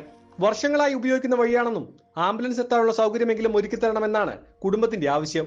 നമ്മുടെ വൈഫിന്റെ അച്ഛൻ 93 വയസ്സുണ്ട്, കിടപ്പിലാണ്. അദ്ദേഹത്തിനാണെങ്കിൽ ഒരു സൈഡ് പാരാലിസിസ് ആണ്, ഇടത് കൈ ഇടത് കാലം പാരാലിസിസ്. പോരാതെ തന്നെ വീണിട്ട് തുടയിൽ ഇടുപ്പ് പൊട്ടിയിട്ട് ബാളിട്ടേക്കാണ് കിംസിൽ ഓപ്പറേറ്റ് ചെയ്തിട്ട്. ഇപ്പം അതിലൂടെ ഇപ്പോൾ ഈ ഗോൾ ബ്ലാഡറിൽ സ്റ്റോൺ വന്നിട്ട് അത് പൊട്ടിയിട്ട് ഇപ്പോൾ ലീക്കുണ്ട്. അതിനുവേണ്ടൊരു തുറന്നിട്ടൊരു ട്യൂബ് ഇട്ടിട്ട് വെളിയിൽ ഒരു പാക്ക് വെച്ചിട്ടുണ്ട്, ബാഗ്. അത് മാസത്തിൽ ഒരു പ്രാവശ്യം 2 പ്രാവശ്യമൊക്കെ മാറ്റാൻ വേണ്ടി സ്ട്രെച്ചറിലെടുത്താണ് ആംബുലൻസിൽ കൊണ്ടുപോകുന്നത്. ആംബുലൻസ് ഇവിടെ വന്നിട്ട് ഇവിടെ നിന്നാണ് പൊയ്ക്കൊണ്ടിരുന്നത്. ഇപ്പോൾ ഇവർ കയറ്റിട്ടത് മൂലം ഇപ്പോൾ ആംബുലൻസുകാർക്ക് ബുദ്ധിമുട്ട് പറഞ്ഞോളൂ, ഇത്രയും ദൂരം ചുമന്നുകൊണ്ട് പോകണം. അതിൻ്റെ കൂടെ ഇവർ അടുത്ത വസ്തുക്കാരനെ പ്രേരിപ്പിച്ചുകൊണ്ട് അവിടെയും കൂടെ ഒരു വേലി കെട്ടി. ഇനിയിപ്പോൾ സ്ട്രെച്ചർ പോലും പോകാൻ പറ്റാത്ത അവസ്ഥയിൽ ആ രീതിയിൽ ബുദ്ധിമുട്ടാണ്. 2 ഉടമസ്ഥരുടെ സ്ഥലങ്ങളിലൂടെ കയറി വേണം ഇവരുടെ വീട്ടിലേക്ക് എത്താൻ. നടന്നു പോകാനുള്ള വഴിവിട്ടാണ് ഇപ്പോൾ അതിരുകെട്ടി ഗേറ്റ് ഇട്ടിട്ടുള്ളത്. വാഹന സൗകര്യമില്ലാത്തതിനാൽ ആശുപത്രിയിൽ കൊണ്ടുപോകുന്നത് പോലും ബുദ്ധിമുട്ടാണ്. ന്യൂസ് 18 തിരുവനന്തപുരം. പരസ്പരം പ്രോത്സാഹിപ്പിച്ച് KS റാങ്ക് ലിസ്റ്റിൽ ഇടം പിടിച്ച തിരുവനന്തപുരം സ്വദേശികളായ ദമ്പതികളുടെ വിശേഷങ്ങളിലേക്കാണ് ഇനി നമ്മൾ പോകുന്നത്. ആഘോഷങ്ങളെല്ലാം ഒഴിവാക്കി ഹണിമൂൺ കാലം വരെ പഠനത്തിനായി മാറ്റിവെക്കേണ്ടി വന്ന അനുഭവങ്ങളാണ് ആൻഡോയ്ക്കും ആഷ്ലിനും പറയാനുള്ളത്. IAS പ്രതീക്ഷിച്ച് സിവിൽ സർവീസ് പരീക്ഷയ്ക്ക് വേണ്ടി തയ്യാറെടുത്ത് നിരാശരായി ഒരുപാട് പേർ കേരളത്തിൻ്റെ അഡ്മിനിസ്ട്രേറ്റീവ് രംഗത്ത് പഠിച്ച് മികവ് പുലർത്തി KASലൂടെ സെക്രട്ടേറിയറ്റിലെത്തുന്ന കാഴ്ച നമ്മൾ സാധാരണയായി കാണുന്നതാണ്. പക്ഷേ അസാധാരണമായ ഒരു കാഴ്ചയാണ് ഞാൻ പ്രേക്ഷകർക്ക് മുമ്പിലേക്ക് എത്തിക്കുന്നത്. അതായത് ഒരു ദമ്പതികൾ അവർ ഒരുമിച്ചിരുന്ന് വിവാഹത്തിന് ശേഷം പഠിച്ച് KS പരീക്ഷ പാസ്സായി ലിസ്റ്റിൽ ഇടം പിടിച്ച് അവരുടെ പ്ലേസ്മെൻറ്റിന് വേണ്ടി കാത്തിരിക്കുന്ന അവർ ആ പ്രതീക്ഷകൾ പങ്കുവെച്ച് ആ ദമ്പതികൾ എന്നോടൊപ്പം ചേരുന്നു. ആൻഡോ ആൻഡ് ആഷ്ലിൻ. ആദ്യം തന്നെ അഭിനന്ദനങ്ങൾ. ഒരുപാട് പേര് പ്രിപ്പയർ ചെയ്ത് സ്ട്രഗിൾ ചെയ്ത് തയ്യാറെടുക്കുന്ന ഒരു എക്സാമാണിത്. അപ്പം എത്രയും ചലഞ്ചിങ് ആയിരുന്നു ഇങ്ങനെ ഒരു കാര്യം നേടിയെടുക്കുക എന്നുള്ളത്? തീർച്ചയായിട്ടും ചലഞ്ചിങ് ആയിരുന്നു. പ്രത്യേകിച്ച് ഞാൻ ഒരു PSC ബാക്ക്ഗ്രൗണ്ട് മാത്രമേ എനിക്കുണ്ടായിരുന്നുള്ളൂ, ഒരു UPSC ബാക്ക്ഗ്രൗണ്ട് ഇല്ലായിരുന്നു. കല്യാണം കഴിഞ്ഞിട്ട് ഹസ്ബൻഡിൻ്റെ ഹെൽപ്പോട് കൂടിയിട്ടാണ് എനിക്ക് ഇപ്പോൾ ആ ഒരു മെയിൻസ് ആൻസർ റൈറ്റിംഗ് ഒക്കെ പ്രാക്ടീസ് ചെയ്യാനും ബാക്കിയുള്ള ആൾക്കാരുമായിട്ട് അത്രയും കോമ്പീറ്റ് ചെയ്യാൻ സാധിച്ചത് അതുകൊണ്ട് തന്നെയാണ്. ആൻഡോ, ഈ UPSCക്ക് വേണ്ടിയിട്ട് പ്രിപ്പയർ ചെയ്തിട്ടുണ്ട്. അപ്പോൾ UPSC സ്വാഭാവികമായ എക്സാം എഴുതി നമ്മൾ കിട്ടാതെ വരുമ്പോൾ ഉണ്ടാകുന്ന ഡെസ്പറേറ്റ് ആകുന്ന ഒരു സാഹചര്യം. അവിടെ നിന്ന് വീണ്ടും ആത്മവിശ്വാസം വീണ്ടെടുത്ത് ഈ KSന് വേണ്ടി പഠിക്കുക. ഏതാണ്ട് ഒരേ മോഡൽ തന്നെയായിരുന്നു അല്ലേ? അപ്പോൾ അത് എത്ര ഉണ്ടായിരുന്നു പ്രതീക്ഷ? എങ്ങനെയായിരുന്നു ഈ ഇതിനു വേണ്ടിയുള്ള പ്രിപ്പറേഷൻ തുടങ്ങിയത്? എങ്ങനെയായിരുന്നു? 2022 മുതൽ ഈ സിവിൽ സർവീസിന് വേണ്ടിയിട്ട് പ്രിപ്പയർ ചെയ്യുന്നുണ്ടായിരുന്നു, UPSC സിവിൽ സർവീസിന് വേണ്ടിയിട്ട്. അപ്പോൾ അങ്ങനെ 2-3 പ്രാവശ്യം അറ്റംപ്റ്റ് കൊടുത്തു.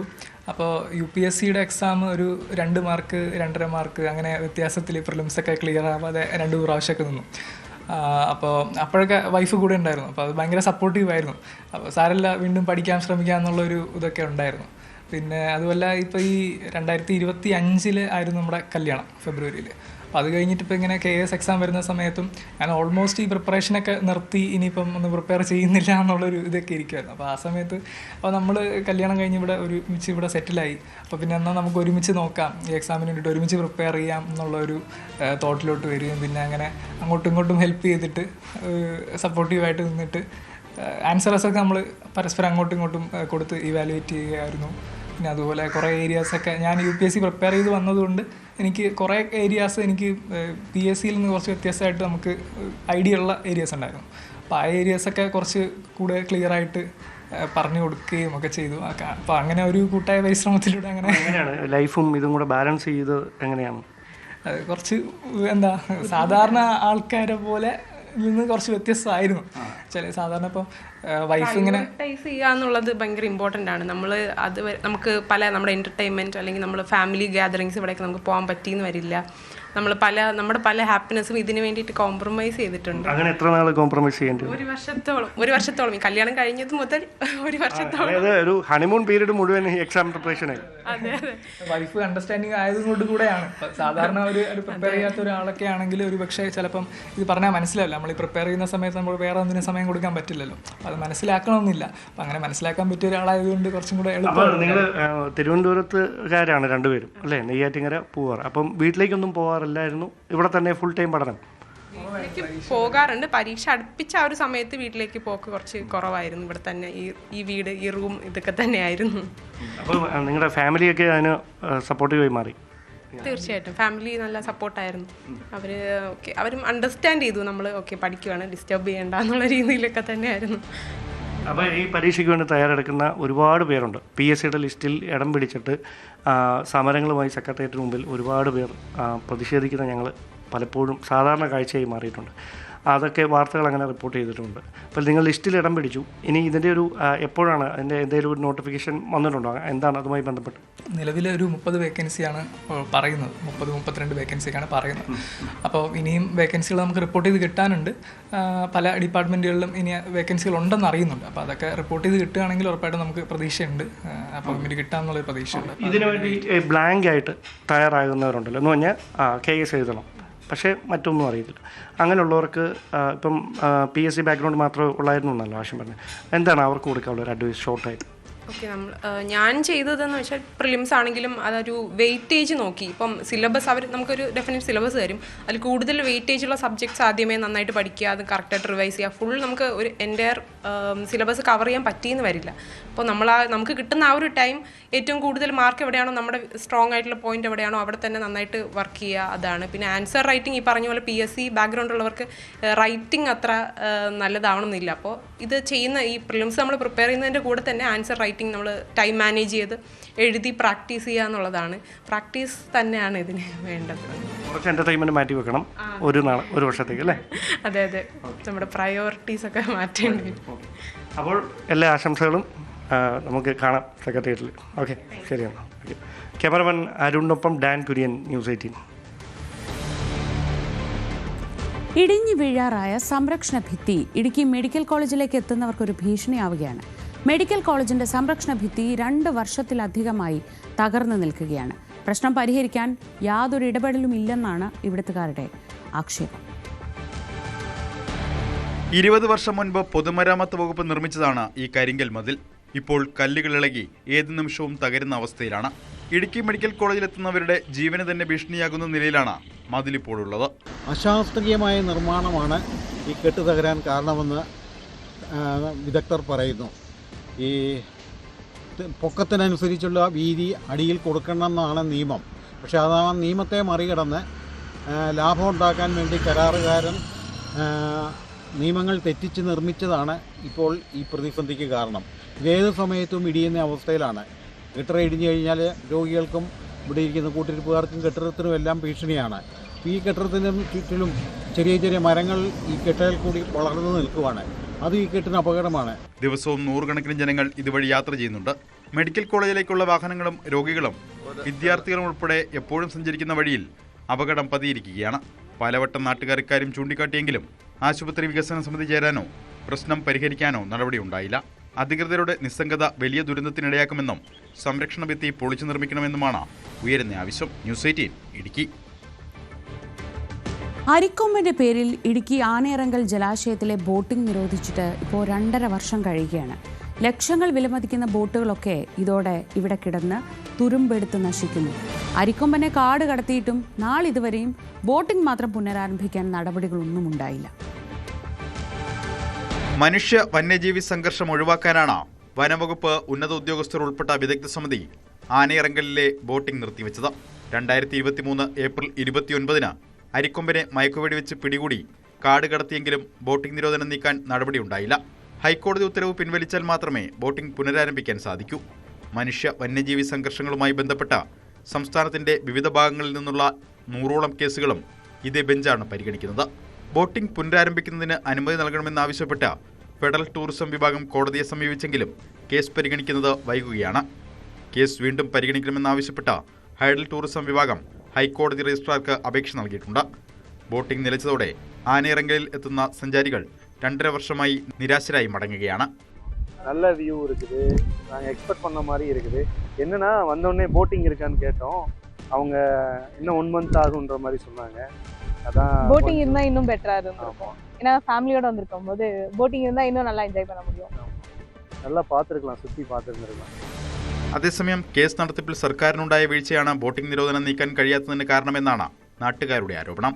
ഇവിടെ ഡാം വൃഷ്ടിപ്രദേശത്തുള്ള കാട്ടാനകൾ അല്ലെങ്കിൽ കാട്ടുമൃഗങ്ങൾ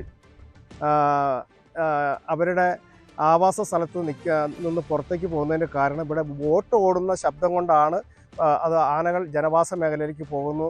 അതുകൊണ്ട് ആന ഇവിടെ തങ്ങുന്നില്ല എന്നുള്ള വിചിത്രമായ ഒരു ന്യായവും. മറ്റൊന്ന് എന്തെന്ന് പറഞ്ഞാൽ ബോട്ട് ഓടിക്കുമ്പോൾ ബോട്ടിൽ നിന്നുള്ള ഓയിലിൻ്റെ അംശം വെള്ളത്തിലുണ്ടാവുകയും ആ വെള്ളം കുടിച്ച് വന്യമൃഗങ്ങൾക്ക് ആരോഗ്യ പ്രശ്നങ്ങൾ ഉണ്ടാകുന്നു എന്നുള്ള ഫോറസ്റ്റ് ഡിപ്പാർട്ട്മെൻറ്റിൻ്റെയും അല്ലെങ്കിൽ മറ്റത്തരത്തിലുള്ള വിചിത്രമായ ന്യായത്തിൻ്റെ അടിസ്ഥാനത്തിലാണ് ഈ ബോട്ടിംഗ് സർവീസ് ഇവിടെ നിന്ന് പോകുന്നതിനുള്ള സാഹചര്യം ഉണ്ടായിട്ടുള്ളത്. അത് ഒരു തരത്തിൽ യോജിക്കുമ്പോൾ മറ്റൊരു കാര്യം നമ്മൾ പരിശോധിക്കേണ്ടത് സമാനമായിട്ടുള്ളതാണ് പെരിയാർ തേക്കടിയിലുള്ള പെരിയാർ. ഇവിടെ കാട്ടാന മാത്രമാണ് എങ്കിൽ അവിടെ എല്ലാവിധ വന്യമൃഗങ്ങളും ഉള്ള സ്ഥലമാണ്. അവിടെ ആ ബോട്ടിങ്ങിൻ്റെ പ്രശ്നം കൊണ്ടോ അല്ലെങ്കിൽ അവിടെ അത്തരത്തിലുള്ള വിഷയങ്ങൾ ഉണ്ടാകുന്നില്ല. ഈ ബോട്ട് സർവീസ് നടത്താനുള്ള സാധ്യതകൾ പരിശോധിക്കുമെന്ന് ഹൈഡൽ ടൂറിസം വിഭാഗം വ്യക്തമാക്കി. ഡീസൽ ഉപയോഗിക്കുന്ന ബോട്ടുകൾ അന്തരീക്ഷ മലിനീകരണത്തിന് കാരണമാകുമെന്നും ബോട്ടിന്റെ ശബ്ദം വന്യമൃഗങ്ങളെ പ്രകോപിപ്പിക്കുമെന്നുമാണ് വിദഗ്ധ സമിതിയുടെ കണ്ടെത്തൽ. അതിനാലാണ് ആനയിറങ്കലിൽ ഈ ബോട്ട് സർവീസ് നടത്താനുള്ള സാധ്യത പരമാവധി പരിശോധിക്കാമെന്ന് ഹൈഡൽ ടൂറിസം വിഭാഗം കോടതിയെ അറിയിച്ചത്. ന്യൂസ് 18 ഇടുക്കി. കൊല്ലം കുളത്തൂപ്പുഴയിൽ കാട്ടുപോത്തിന്റെ ആക്രമണം. ഓട്ടോറിക്ഷ തകർത്തു. ഡ്രൈവർ ജിഷ്ണുവിന് പരിക്കേറ്റു. മുഖത്തും കാലിലും പരിക്കേറ്റ ജിഷ്ണു കുളത്തൂപ്പുഴ പ്രാഥമിക ആരോഗ്യ കേന്ദ്രത്തിൽ ചികിത്സ തേടി. EMS കോളനിക്ക് സമീപത്താണ് സംഭവം.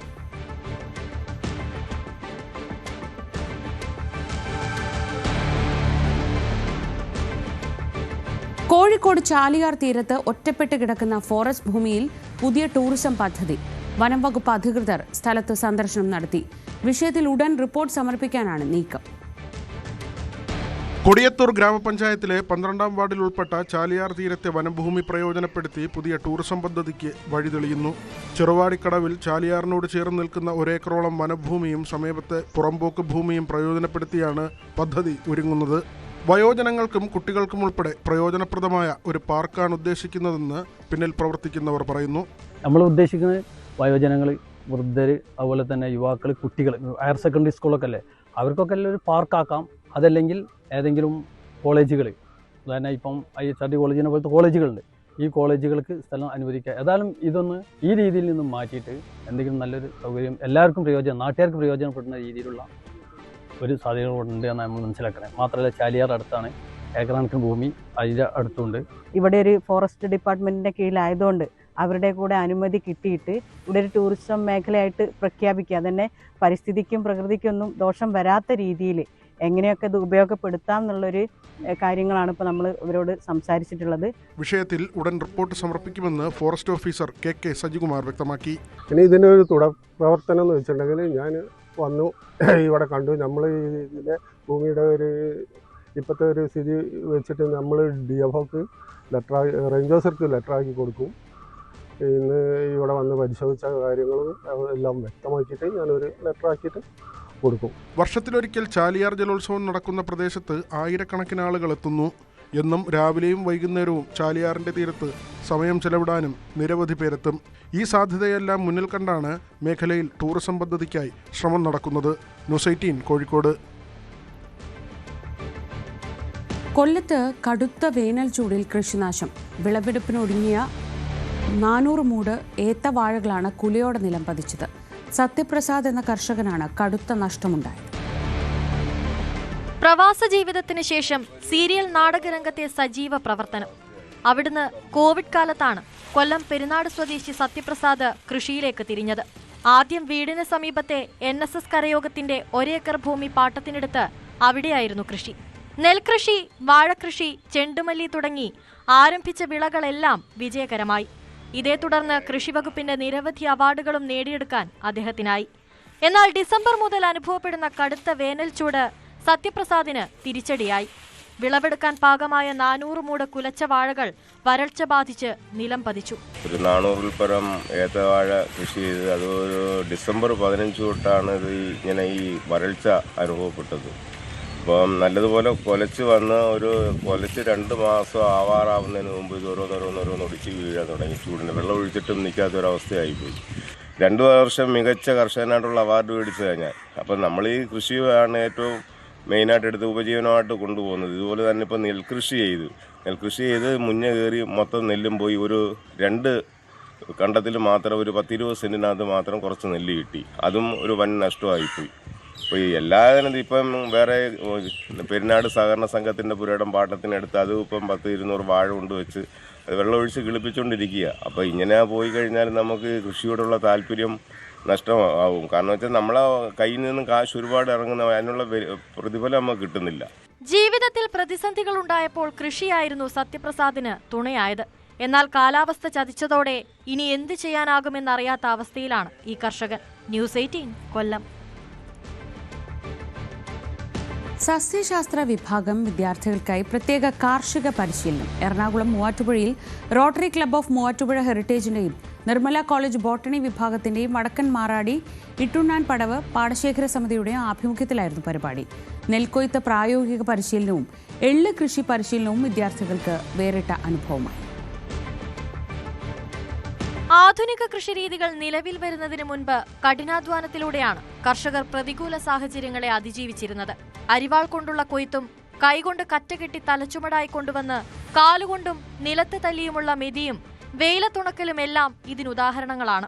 കാർഷിക രംഗത്തെ ഈ നേർക്കാഴ്ചകൾ നിർമ്മല കോളേജിലെ സസ്യശാസ്ത്ര വിഭാഗം വിദ്യാർത്ഥികൾക്ക് വേറിട്ട അനുഭവമായി. തീന്മേശയിലെത്തുന്ന ഭക്ഷണത്തിന് പിന്നിലെ കർഷകരുടെ കഠിന പ്രയത്നത്തിന് അവർ അർഹിക്കുന്ന അംഗീകാരവും ആദരവും കൊടുക്കണമെന്ന് rotary club president doctor John C Manithottam വിദ്യാർത്ഥികളെ ഓർമ്മപ്പെടുത്തി. വിദ്യാർത്ഥികളെ ക്ലാസ്സുകളിൽ നിന്ന് പാഠശാലയിൽ നിന്ന് നമ്മൾ പാടത്തേക്ക് എത്തിച്ച് അവർക്ക് കൊയ്യാനും മെതിക്കാനും കറ്റ കെട്ടാനുമുള്ള ഒരു ചെറിയ പരിശീലനമാണ് റോട്ടറി ക്ലബ്ബ് ഓഫ് മൂവാറ്റുപുഴ ഹെറിറ്റേജിൻ്റെ ആഭിമുഖ്യത്തിൽ ഇന്ന് ഇവിടെ നടക്കുന്നത്. Department of botany Nirmala college ഇതിൽ ആത്മാർത്ഥമായിട്ട് നമ്മളോടൊപ്പം സഹകരിച്ചിട്ടുണ്ട്. കോളേജിനുള്ള നന്ദി ഞങ്ങൾ അറിയിക്കുന്നു. വിദ്യാർത്ഥികളിലൂടെ എത്തിച്ചേർന്ന നന്ദി ഞങ്ങൾ അറിയിക്കുന്നു. എത്ര കഷ്ടപ്പെട്ടിട്ടാണ് കൃഷിക്കാർ നെല്ല് ഉൽപ്പാദിപ്പിച്ച് അല്ലെങ്കിൽ ഏതെങ്കിലും കാർഷിക വിളകൾ ഉൽപ്പാദിപ്പിച്ച് നമ്മളുടെ തീന്മേശയിൽ എത്തിക്കുന്നത് എന്നുള്ളതിൻ്റെ ഒരു ചെറിയ പരിചയപ്പെടുത്തൽ കൂടിയാണ് ഈ സംഭവം. റോട്ടറി ക്ലബ്ബ് ഓഫ് മൂവാറ്റുപുഴ ഹെറിറ്റേജിന്റെയും നിർമ്മല കോളേജ് ബോട്ടണി വിഭാഗത്തിന്റെയും വടക്കൻ മാറാടി ഇട്ടുണ്ണാൻ പടവ് പാടശേഖര സമിതിയുടെയും ആഭിമുഖ്യത്തിലായിരുന്നു വിദ്യാർത്ഥികൾക്കുള്ള പരിശീലന പരിപാടി. പ്രസ്തുത പരിപാടിക്ക് ഡോക്ടർ ജോൺ സി മണിത്തോട്ടത്തിനൊപ്പം ബോട്ടണി വിഭാഗം മേധാവി ഡോക്ടർ ജീന ജോർജും മറ്റ് അധ്യാപകരും കർഷകരായ എൽദോ KM, വിജയൻ തട്ടായത്ത് എന്നിവരും നേതൃത്വം നൽകി. നെൽക്കൊയ്ത്ത് പ്രായോഗിക പരിശീലനവും എള്ള് കൃഷി പരിശീലനവും വിദ്യാർത്ഥികൾക്ക് പുതിയൊരനുഭവമായിരുന്നു. ന്യൂസ് 18 എറണാകുളം.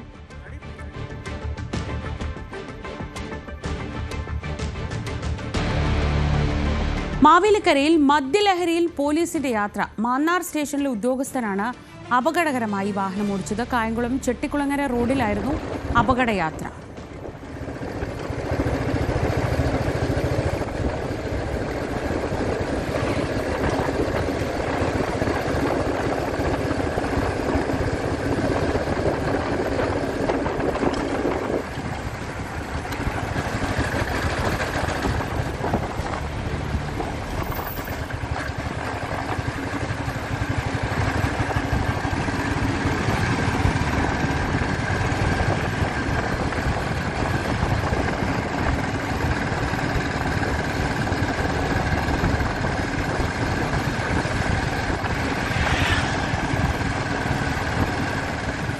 ശരണ്യ സ്നേഹജന വിവരങ്ങളുമായി. ശരണ്യ, ദൃശ്യങ്ങൾ കണ്ടിട്ട് ഈ പോലീസ് വാഹനത്തിന്റെ പോക്ക് കണ്ട് പിറകിൽ ആരോ പകർത്തിയ ദൃശ്യങ്ങളെന്ന് മനസ്സിലാവുന്നു. കഴിഞ്ഞ ദിവസമാണ് കഴക്കൂട്ടത്ത് സ്റ്റേഷന് പുറത്ത് വാഹനം നിർത്തിയിട്ട് പോലീസുകാർ മദ്യപിച്ച വാർത്ത വരുന്നത്. ഇതിപ്പോൾ മാവേലിക്കരയിൽ എന്താണ് സംഭവിച്ചത്? ശ്രീജ, മാവേലിക്കരയിൽ ഇന്നലെ രാത്രിയാണ് ഈ സംഭവം ഉണ്ടായിട്ടുള്ളത്. കായംകുളത്ത് മാന്നാർ SHOയെ ഇറക്കിയിട്ട് തിരികെ വരുന്ന പോലീസ് ഉദ്യോഗസ്ഥന്റെ ജീപ്പിന്റെ അവസ്ഥയാണ് നമ്മൾ ദൃശ്യങ്ങൾ കാണുന്നത്. അതായത് ജീപ്പ് റോഡിന്റെ ഇരുവശങ്ങളിലേക്കും വളഞ്ഞു പുളഞ്ഞു പോകുന്നത്. ഇതിന്റെ അലക്ഷ്യമായ ഒരു പോക്ക് കൊണ്ടാണ് പുറകെ വന്ന ആളുകൾ ഈ ജീപ്പിന്റെ ദൃശ്യങ്ങൾ പകർത്തിയത്. അതിൽ കൃത്യമായ ആ ദൃശ്യങ്ങൾ ലഭ്യമായിട്ടുണ്ട്. അതായത് വാഹനം രണ്ട് സൈഡിലേക്കും കയറി ഇറങ്ങി പോകുന്ന രീതിയിലാണ് ആ വാഹനം നിയന്ത്രണം നഷ്ടപ്പെട്ട രീതിയിലായിരുന്നു പോയത്. മാന്നാർ സ്റ്റേഷനിലെ ഡ്രൈവറാണ് വാഹനം ഓടിച്ചത് എന്നുള്ള വിവരമാണ് നമുക്ക് ലഭ്യമായിട്ടുള്ളത്. മാന്നാർ സ്റ്റേഷനിലെ SHO കായംകുളത്തെ അദ്ദേഹത്തിന്റെ വീട്ടിൽ ഇറക്കി വന്നതിന് ശേഷമാണ് എന്നുള്ളത്. ഇത്രയധികം മദ്യ ലഹരിയിലായിരുന്നു എന്നുള്ള സൂചനകളാണ് ഇപ്പോൾ പുറത്തു വന്നുകൊണ്ടിരിക്കുന്നത്. അത് മാത്രമല്ല, ഇയാളെ വാഹനം ഓടിച്ച് ഒരു ഘട്ടം കഴിഞ്ഞപ്പോൾ പോലീസ് ജീപ്പ് ഒരു റോഡിന്റെ ഒരു ഭാഗത്തേക്ക് കൊണ്ട് ഒതുക്കി. ആ ഒതുക്കിയതിനു ശേഷം ആ വാഹനത്തിൽ നിന്നും ഇയാൾ ഛർദ്ദിച്ച് പിന്നീട് അയാൾ ആ വാഹനത്തിൽ ബോധരഹിതനായി കിടക്കുന്ന ദൃശ്യങ്ങളടക്കം പുറത്തു വരികയും ചെയ്തിട്ടുണ്ട്. അത്തരത്തിലൊരു പോലീസ് ഉദ്യോഗസ്ഥനാണ് മുതിർന്ന ഉദ്യോഗസ്ഥനെ കൊണ്ട് ഇറക്കി ഈ അവസ്ഥയിൽ തിരികെ പോയത്. പക്ഷേ ഇതിനകത്തുണ്ടായിരുന്ന മറ്റുള്ളവർക്ക് ഇതിനെ സംബന്ധിച്ചുള്ള വിവരങ്ങൾ ഉണ്ടായിരുന്നു. കാരണം ഇത്രയും ലക്കുകെട്ട അവസ്ഥയിൽ ആണോ SHO ഉൾപ്പെടെ അറിഞ്ഞാണോ ഈ വാഹനവുമായി പോലീസ് ഉദ്യോഗസ്ഥനെ കൊണ്ടുപോയതെന്നുള്ള ചോദ്യം വളരെ പ്രസക്തമാണ്. അതിനകത്തുണ്ടായിരുന്ന മറ്റുള്ളവർ, അല്ലെങ്കിൽ ഇവർ എവിടെ നിന്ന് വന്നു, അതിനകത്തുണ്ടായിരുന്ന മറ്റുള്ളവരും എത്രത്തിൽ മദ്യപിച്ചിരുന്നു എന്നുള്ള ചോദ്യമൊക്കെ നിൽക്കുന്നുണ്ട്. എന്തായാലും പോലീസ് വളരെ സേഫായി തന്നെ ആ കാര്യങ്ങൾ ആ സമയത്ത് ഹാൻഡിൽ ചെയ്തു. അതായത് ആ പോലീസ് ഉദ്യോഗസ്ഥൻ ഈ സാഹചര്യത്തിൽ കിടക്കുന്നത് കണ്ട് പുറകെ വന്ന ദൃശ്യങ്ങൾ പകർത്തിയ ആളുകൾ, ഒപ്പം നാട്ടുകാർ ഉൾപ്പെടെയുള്ളവർ പോലീസിനെ വിവരം അറിയിച്ചു. തുടർന്ന് അവർ എത്തിയെങ്കിലും ഇയാളെ മറ്റ് മെഡിക്കൽ പരിശോധനകൾക്കോ മറ്റു കാര്യങ്ങൾക്കോ ഒന്നും കൊണ്ടുപോകാതെ അയാളെ സുരക്ഷിതമായി മാറ്റുകയാണ് ചെയ്തത്. അതായത് മെഡിക്കൽ പരിശോധനയ്ക്ക് കൊണ്ടുവരുന്നെങ്കിൽ ഈ സാഹചര്യം ഉൾപ്പെടെ മനസ്സിലാവുകയും ചെയ്യുമായിരുന്നു. അത്തരം ഒരു കാര്യങ്ങൾ റിപ്പോർട്ട് ചെയ്യപ്പെടാതെ തന്നെ അവിടെ നിന്നും കൊണ്ടുപോയി എന്നുള്ള പരാതി ഉൾപ്പെടെ ഇപ്പോൾ ഉയരുന്നുണ്ട്. അത്തരത്തിലൊരു ഈ സാഹചര്യത്തിൽ, അതായത് സുഖമില്ലാതെ കിടക്കുന്ന ഒരാളാണെങ്കിൽ തീർച്ചയായും വൈദ്യ സഹായം നൽകണമായിരുന്നു. അത്തരം സഹായങ്ങളോ ഒന്നും നൽകാതെ ആശുപത്രിയിലോ മറ്റു കാര്യങ്ങളോ എത്തിക്കാതെ മദ്യപിച്ചിട്ടുണ്ടോ എന്നുള്ള പരിശോധന പോലും നടത്താതെ മാറ്റി എന്നുള്ളതാണ് നമുക്കിപ്പോൾ അറിയാൻ കഴിഞ്ഞിട്ടുള്ളത്.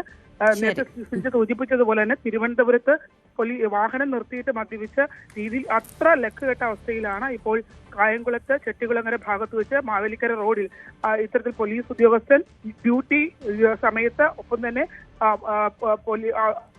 യൂണിഫോം ധരിച്ചുകൊണ്ട് ഇത്തരത്തിൽ പോലീസ് വാഹനം ഓടിച്ചിരിക്കുന്നത്. ശരി, ശരണ്യാണ് വിവരങ്ങൾ നൽകിയത്. ഈ വണ്ടി ഓടിച്ച ആളെ കണ്ടുപിടിക്കാൻ പോലീസിന് വലിയ ബുദ്ധിമുട്ടൊന്നും ഉണ്ടാവില്ലല്ലോ. അവർ വിചാരിച്ചാൽ കണ്ടുപിടിക്കാവുന്നതേ ഉള്ളൂ. എന്തായാലും മാധ്യമങ്ങളൊക്കെ കണ്ടുപിടിക്കുന്ന സ്ഥിതിക്ക് പോലീസും ഇക്കാര്യം ശ്രദ്ധിക്കും എന്ന് കരുതാം. മറ്റൊരു പ്രധാനപ്പെട്ട വാർത്തയിലേക്കാണ്. ഇന്നലെ ഒരുപക്ഷെ ആഗോളതലത്തിൽ ഏറ്റവും ഞെട്ടിക്കുന്ന ഒരു വാർത്തയായിരുന്നു. ലോക പ്രശസ്ത മാധ്യമമായ വാഷിംഗ്ടൺ പോസ്റ്റിലെ മാധ്യമപ്രവർത്തകരെ കൂട്ടത്തോടെ പിരിച്ചുവിടുന്നുവെന്ന വാർത്ത. കടുത്ത സാമ്പത്തിക പ്രതിസന്ധിയാണ് ഈ പിരിച്ചുവിടലിന് കാരണമെന്ന് മറ്റ് അമേരിക്കൻ മാധ്യമങ്ങൾ ഇപ്പോൾ റിപ്പോർട്ട് ചെയ്യുകയാണ്. തെറ്റായ മാനേജ്മെന്റ് സംവിധാനമാണ് പ്രതിസന്ധിക്ക് കാരണമായതെന്ന് രാജ്യത്തെ തൊഴിലാളി സംഘടനകൾ ആരോപിക്കുന്നു. വിനോദ് വിവരങ്ങളുമായി. വിനോദ്, ഈ ജെഫ് ബെസോസ് ഉടമയായി എത്തിയതിനു ശേഷമാണ് ഇങ്ങനൊരു പ്രതിസന്ധി ഉണ്ടായതെന്നാണ് പറയുന്നത്. അപ്പോഴും വാഷിംഗ്ടൺ പോസ്റ്റ് പോലെ ലോകം മുഴുവൻ ശ്രദ്ധിക്കുന്ന ഒരു മാധ്യമത്തിലെ ഈ കൂട്ടപ്പിരിച്ചുവിടൽ വലിയ ആശങ്കയുണ്ടാക്കുന്നുണ്ട്. ശശി തരൂരിൻ്റെ മകൻ ഇഷാൻ തരൂർ അടക്കം ആ പിരിച്ചുവിടപ്പെട്ടവരിലുണ്ട് എന്നതാണ് ഏറ്റവും ശ്രദ്ധേയം. എന്താണിപ്പോൾ ഇന്ന് ആഗോള മാധ്യമങ്ങൾ ഇതേക്കുറിച്ച് റിപ്പോർട്ട് ചെയ്യുന്നത്? ശ്രീജ, കൂട്ടപ്പിരിച്ചുവിടലാണ് കഴിഞ്ഞ ദിവസം ഉണ്ടായത്. ഏതാണ്ട് 30% അടുത്ത് ജേർണലിസ്റ്റുകളെ അവിടെ നിന്ന് പിരിച്ചുവിടുന്ന സാഹചര്യമുണ്ടായി. അവരുടെ അന്താരാഷ്ട്ര ഡെസ്ക്, അതോടൊപ്പം തന്നെ സ്പോർട്സ് ഡെസ്ക്, പോഡ്കാസ്റ്റ് വിഭാഗം, ഇങ്ങനെ വിവിധ മേഖലകളിൽ നിന്നായാണ് ആളുകളെ കൂട്ടത്തോടെ പിരിച്ചുവിട്ടത്. മാത്രമല്ല, വാഷിംഗ്ടൺ പോസ്റ്റിൻ്റെ ഏറ്റവും പ്രധാനപ്പെട്ട ഒരു കാര്യം നമ്മൾ പരിശോധിക്കുമ്പോൾ അവരുടെ മെട്രോ എഡിഷനാണ് ഏറ്റവും വലിയ ഒരു കാര്യമായി പറയേണ്ടത്. അമേരിക്കയിലെ മെട്രോ എഡിഷൻ ഏറ്റവും പ്രധാനപ്പെട്ട ഒരു വാർത്താ വിഭാഗമാണ്. അവിടെ 40 ജേർണലിസ്റ്റുകൾ ഉണ്ടായിരുന്നതിൽ ഇനി 10 പേർ മാത്രമാണ് അവശേഷിക്കുന്നത്. ശ്രീജ പറഞ്ഞതുപോലെ നമുക്കിതിനകത്തൊരു മലയാളി ബന്ധം പറയാൻ കഴിയുന്നത് ശശി തരൂരിൻ്റെ മകൻ ഇഷാൻ തരൂർ അവിടെ 2017 മുതൽ കോളമിസ്റ്റാണ്. അദ്ദേഹം കഴിഞ്ഞ ദിവസം അദ്ദേഹത്തിൻ്റെതായ ഒരു പോസ്റ്റ് വന്നിരുന്നു. അതിൽ അദ്ദേഹം പറഞ്ഞത് വളരെ വലിയ ഹൃദയവേദനയുണ്ട്. അവിടെ ശൂന്യമായ ന്യൂസ് റൂം കാണുമ്പോൾ തനിക്ക് വലിയ ഹൃദയവേദന ഉണ്ടാകുന്നു. എന്നാൽ എന്ന കാര്യമാണ്. അദ്ദേഹത്തിൻ്റെ കോളം വലിയ ശ്രദ്ധേയമായ ഒരു കാര്യമായിരുന്നു. നേരത്തെ ഒക്കെ തന്നെ 1877 വാഷിംഗ്ടൺ പോസ്റ്റ് സ്ഥാപിതമാകുന്നത്. ഇപ്പോൾ ന്യൂയോർക്ക് ടൈംസിനോ അല്ലെങ്കിൽ വാൾ സ്ട്രീറ്റ് ജേണലിനോ തൊട്ട് പിന്നാലെ തന്നെ വലിയ ജനപ്രീതി നേടി വളർന്നു വന്ന ഒരു മാധ്യമ സ്ഥാപനമാണ്. 27 തവണ പുലിസ്റ്റർ പുരസ്കാരം നേടിയ സ്ഥാപനമാണ്. അത്തരത്തിൽ വലിയൊരു സ്ഥാപനം മിസ്മാനേജ്മെൻറ്റിൻ്റെ ഭാഗമായി തകർച്ചയിലേക്ക് പോകുന്നു എന്ന ആരോപണമാണ് ട്രേഡ് യൂണിയൻ സംഘടനകൾ ഉൾപ്പെടെ ഉന്നയിക്കുന്നത്. കാരണം കാലോചിതമായ മാറ്റം പലപ്പോഴും കൊണ്ടുവന്നെങ്കിലും അതൊക്കെ തന്നെ പര്യാപ്തമായിരുന്നില്ല. വൈവിധ്യവൽക്കരണത്തിൽ വീഴ്ചയുണ്ടായി എന്ന തരത്തിലുള്ള ആക്ഷേപങ്ങൾ നമുക്കറിയാം. നേരത്തെ ഒരു സമയത്ത് തന്നെ ഈ ടെലിവിഷൻ ജേർണലിസം കൂടുതൽ ശക്തി പ്രാപിക്കുമ്പോൾ പ്രിൻറ്റിന് വലിയ പ്രശ്നമുണ്ടാകുമെന്ന സാഹചര്യം ഉണ്ടായിരുന്നു. പക്ഷേ ഈ പ്രിൻ്റ് മീഡിയ മെല്ലെ മെല്ലെ അവർ അവരുടെ സോഷ്യൽ മീഡിയ പ്ലാറ്റ്ഫോമുകൾ വികസിപ്പിക്കുകയും കാലത്തിനനുസരിച്ച് മാറുകയും ചെയ്തു. അത് അമേരിക്കയിൽ മാത്രമല്ല, അമേരിക്കയിൽ ഈ ടാബ്ലോയിഡുകളുടെ ഒരു കാലഘട്ടം ഉണ്ടായിരുന്നു. പിന്നീട് ടാബ്ലോയിഡുകൾ തന്നെ ഒരുപക്ഷെ പ്രതിസന്ധിയിലേക്ക് പോകും. അച്ചടി മാധ്യമത്തിൽ വരിക്കാരുടെ എണ്ണത്തിൽ വലിയ കുറവുണ്ടാകുമെന്ന കണക്കുകളൊക്കെ വന്നിരുന്നു. അങ്ങനെ പരിശോധിക്കുമ്പോൾ അത് ഈ വാഷിംഗ്ടൺ പോസ്റ്റിൻ്റെ കാര്യത്തിൽ അത് വളരെ ശരിയാണ് എന്ന ഒരു കാര്യം തന്നെയാണ് നമുക്ക് കണക്കാക്കാൻ കഴിയുന്നത്. കാരണം അവർക്ക് നേരത്തെ ഉണ്ടായിരുന്ന വരിക്കാരുടെ എണ്ണത്തിൽ ഗണ്യമായ കുറവ് ഉണ്ടാകുന്നൊരു സാഹചര്യമുണ്ടായി. അതേസമയം മറ്റ് പ്ലാറ്റ്ഫോമുകളിൽ വരിക്കാരുടെ എണ്ണം കൂടുന്ന നിലയുമുണ്ടായി. ഇതെല്ലാം തന്നെ നമ്മൾ പലപ്പോഴും കേരളത്തിലും ചർച്ച ചെയ്തിട്ടുള്ളതാണ്. ഇപ്പോൾ നമ്മുടെ നാട്ടിലും ഇങ്ങനെയുള്ള പ്രതിസന്ധികളുണ്ട്. നമ്മൾ പേരെടുത്ത് പറഞ്ഞാൽ ഇപ്പോൾ മാധ്യമം, ദിനപത്രം, ചന്ദ്രിക പോലുള്ള പത്രങ്ങൾ പ്രതിസന്ധിയിലാണ് അല്ലെങ്കിൽ സമരം നടക്കുന്നു എന്നുള്ള കാര്യമൊക്കെ കഴിഞ്ഞ കുറേ നാളുകളായി കേരളത്തിലും ചർച്ച ചെയ്യപ്പെടുന്നൊരു വിഷയമാണ്. ഇതൊരു അന്തർദേശീയ വിഷയമായി തന്നെ, അന്താരാഷ്ട്ര വിഷയമായി തന്നെ നിലനിൽക്കുന്നു എന്നതുകൂടി നമ്മളിവിടെ ചേർത്ത് വായിക്കണം. അതായത് വികസിത രാജ്യങ്ങൾ ശരിയാണ്. ലോകമെമ്പാടും പ്രിന്റ് മീഡിയ നേരിടുന്ന വലിയ പ്രതിസന്ധിയാണ് എന്ന് പറയാറുണ്ട്. ആ പ്രതിസന്ധിയുടെ ഏറ്റവും വലിയ ദൃഷ്ടാന്തമാണ് ലോകം ഏറ്റവും ശ്രദ്ധയോടെ വായിക്കുന്ന ഏറ്റവും പ്രശസ്തമായ ലോകമാധ്യമങ്ങളിലൊന്നായ വാഷിംഗ്ടൺ പോസ്റ്റിൽ ഇപ്പോൾ ഉണ്ടായിട്ടുള്ള കൂട്ടപ്പിരിച്ചുവിടൽ. എന്തായാലും ആ ആശങ്ക നിറഞ്ഞൊരു വാർത്തയോടെ ഈ മാധ്യമങ്ങളുടെയൊക്കെ ഭാവി എന്താണ്, അടുത്തത് ഒരുപക്ഷെ വെല്ലുവിളി നേരിടുക ടെലിവിഷൻ ചാനലുകളായിരിക്കുമെന്നാണ് പൊതുവെ പ്രവചിക്കപ്പെടുന്നത്. എന്തായാലും എങ്ങനെയാണ് ഇതിന്നൊക്കെ അതിജീവനത്തിൻ്റെ വഴികൾ കണ്ടെത്തുന്നത് എന്നതാണ് ശ്രദ്ധേയം. ആ ഒരു ചിന്തയോടെ നമുക്ക് എന്തായാലും രാവിലെ ഇവിടെ അവസാനിപ്പിക്കാം. എല്ലാ പ്രേക്ഷകർക്കും ഒരു നല്ല ദിവസം ആശംസിക്കുന്നു. ഇനി പോലീസ് പെട്രോൾ കാണും.